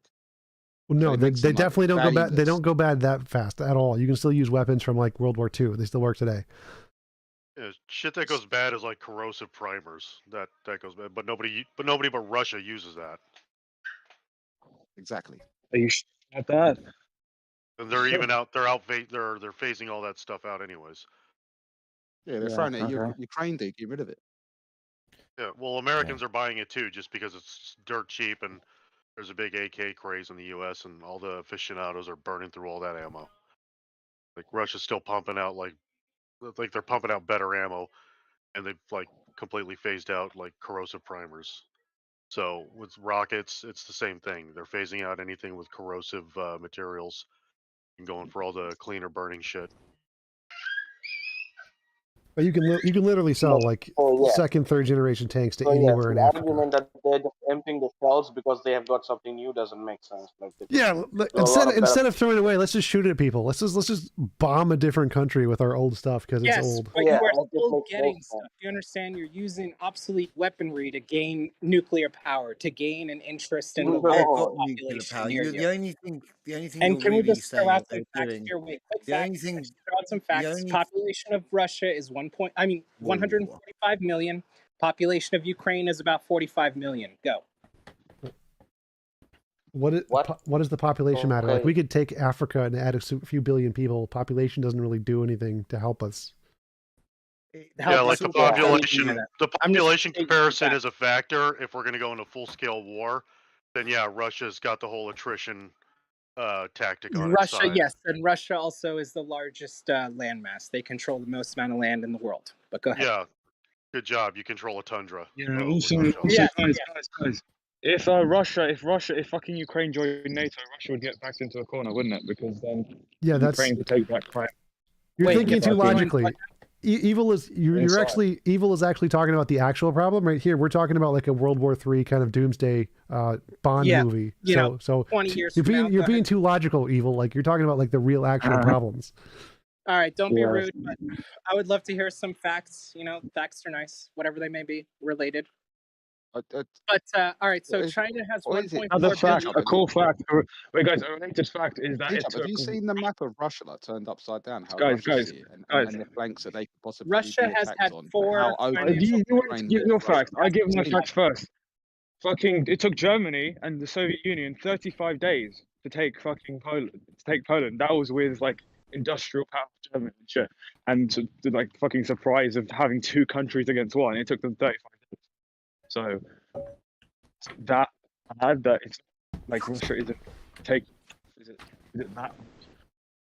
All my point is if you made like bullets that can like somehow pierce tank armor, or I'm not going to say it just because I don't know the You can idea. blow a tank in half. You can blow a tank in half with a shaped water charge. Tanks Okay, are yeah, antiquated. again, Tanks are antiquated. Tanks are antiquated because they are just like just to fill the void. Okay, so here's long roll term up where I'm getting behind at. winning the war. It's called an This is why RPG. Russia are using artillery and tanks, dude. They're fighting this war like it's World War II. Yeah, like RPGs, rocket propelled grenades. And ships. Again, but yes, this would be I know, going but- on my point that tanks are becoming more and more obsolete, and the thousands upon anti-tank missiles that they were handed to for free might be a sign that tanks aren't really as necessary as they used to be. Yes, and the most So if you efficient way to lose a dispose of them shitload is to tanks start a and war. armored vehicles, getting a slightly good objective, appearing weak, and preparing yourself 10 years or 20 years from now for the major war that's actually going to matter for energy, for resources, for food. We have water shortages, energy shortages. We have a lot of fucking problems right now. No one coming out of this thinking Russia's massively weak. No matter what the result, Really? the result is. Yes. No one is thinking that. I maybe think that. No one. That is a problem with your argument. No one thinks Russia's weak, dude. I You don't know, don't man. think that They're nukes- losing. You don't think nukes still losing a is kind real of a potential? embarrassment? Ukraine Not seems to be losing, kicking their but, ass. not winning in like 3 days. Yeah. So let's assume all of the Russian military are completely have no money. incompetent. Let's assume just every single Russian soldier is stupid and just can't hit anything. They have nuclear missiles. No one thinks Russia is weak. No one wants to use nuclear missiles. Okay. Russia's going slow, bit at a time. Let's just Okay. use the Imagine reality. you can't use North nuclear Korea has missiles for a nukes. second, You think like, they're weak. because if you use them, you'll be bombarded and go Obvious boom, Russia's and going life on slowly. Earth. So let's assume that having nukes does not make you appear strong. It definitely That's one does. thing you can't do. You can't assume. All right. But That's listen, fair, like, dude, yeah. it's obvious. Look, the bearing is that Russia's not weak. Okay, it's strong. Strong nature. It's got nuclear missiles that can fly through your disagree letterbox. with both of your a points. billion miles. It doesn't matter what you think. That's the reality of it. Yeah? Also true. So it's obvious. So it's obvious that Russia is going slowly, fighting this war like it's World War II. Well, I don't think it's that they're going Why do slowly. you think that is? Again, I think it's they just anticipated to be a lot more successful than they were. I think they thought they were going to steamroll Ukraine like America steamrolled Iraq, and they didn't expect Ukraine to be able to put up such a good defense. And so they just didn't invest as many military resources because they didn't expect to need as many military resources. And so That I disagree with. that seems to be like the more rational explanation. I think Russia are doing this intentionally, completely intentionally. I think they expected expected Ukraine to be weaker, but you can adjust with strategy, which they have not done. They've just gone into peace talks. It's almost like the Ukrainian generals understood Russian tactics somehow. They were preparing for it. Like they they've been were fighting. trained similarly. It's so weird. Yeah, but it's also true, like how Russia would probably be like aware of these trainings, and they would probably be aware of like how they're gonna like fundamentally do in a war. Wait, I how is think they this? would have How a- is this different from the invasion of Afghanistan? Like, how is what tactic here is different from them Are you invading talking Afghanistan? about Russia's Yes. invasion failed Yep. of Afghanistan? Yep. Because this is One Europe, second. right? No. I mean, like Why did tactically. Russia not? Their military Why usage and tactics seem to be the same in both. They seem to be failing in both. I don't see why this one is some kind of super conspiracy for World War III and Afghanistan was somehow not, even though it's the exact same tactics. Wait, Why did Russia not take enough every fuel? side? Why Did they did attack from all Russia sides? not take enough fuel and food for the soldiers? Again, we kind of harped on that. That was a bit because allegedly, you have logistical issues, and yes, you have the fuel. You can't get the fuel to the tanks, so problemo. So yeah, it seems like the same thing. And like food? Yes, also logistical yeah, also problem. same logistical. If your trucks cannot resupply and your supply lines are destroyed by drones or other issues, then yes, you would appear like you have no fuel when in fact you have a lot of fuel. It just can't get to where it needs to go. Doesn't it seem like in this conversation all of us are making excuses why Russia aren't doing better than they should be doing? No, I think it's pretty obvious. I think it's pretty obvious at this stage that Russia are going slowly because they could like obliterate a whole city like in one night. So what that tells you is they don't actually want to kill everybody. They don't want to kill everybody. Oh They yeah, see he it could have as sent the whole lot in, and like you say, obliterate the shit out of them. It could obliterate it. It could obliterate it. Look, I agree. Wait, shut up. Shut up. I don't want it to be a situation where people are pinning this war on Putin, making it Putin's war. Forget that. Get that out of your head. It's got nothing to do with Putin. He's got Belarus, Serbia, Kazakhstan. He's got other allies. Russia. Like you say, he could have sent everybody in, taken the place like that. He could have obliterated the whole of Europe if he wanted to. Yeah, but isn't he doing it proportionally? He has a strategy laid out that he's not revealing it, right? He doesn't know. He's not going to rise to the bait. He's not going to rise to the bait of the propaganda of the Ukrainian people are under from the West at the moment to take up arms and needlessly die in an artillery attack. Don't you think he's just taking like baby steps so he doesn't get a huge reaction from the world? Exactly. He doesn't want to. He doesn't want to get nuked, does he? Huge. You already got it. Yeah, so I think huge. you'd be aware that the moment like even 10 tanks cross a what do you call it? Like I can't even think of the word right now. But 10 tanks on Ukrainian soil is like going to be a major overreaction. I think anyone can assume that with half a brain, right? It's baiting the Americans in. Baiting the Americans in. If you get into Ukrainian borders, it's going to be considered an invasion, and you're going to have a reaction no matter what. But you want a lower reaction than a reaction of carpet bombing a city. Oh yeah, no, and that's not logical. You don't want the reaction of stop discussing that. Like, obviously, you can carpet bomb a place, but it defeats the entire purpose of war, which is to gain resources. If you destroy, he's just trying to do a slow burn on the Ukrainians. You go after the economy, you go after the energy resources, but if you carpet bomb, it doesn't want to kill them. Potential, and you waste he thinks they are Russian. Why you go to war?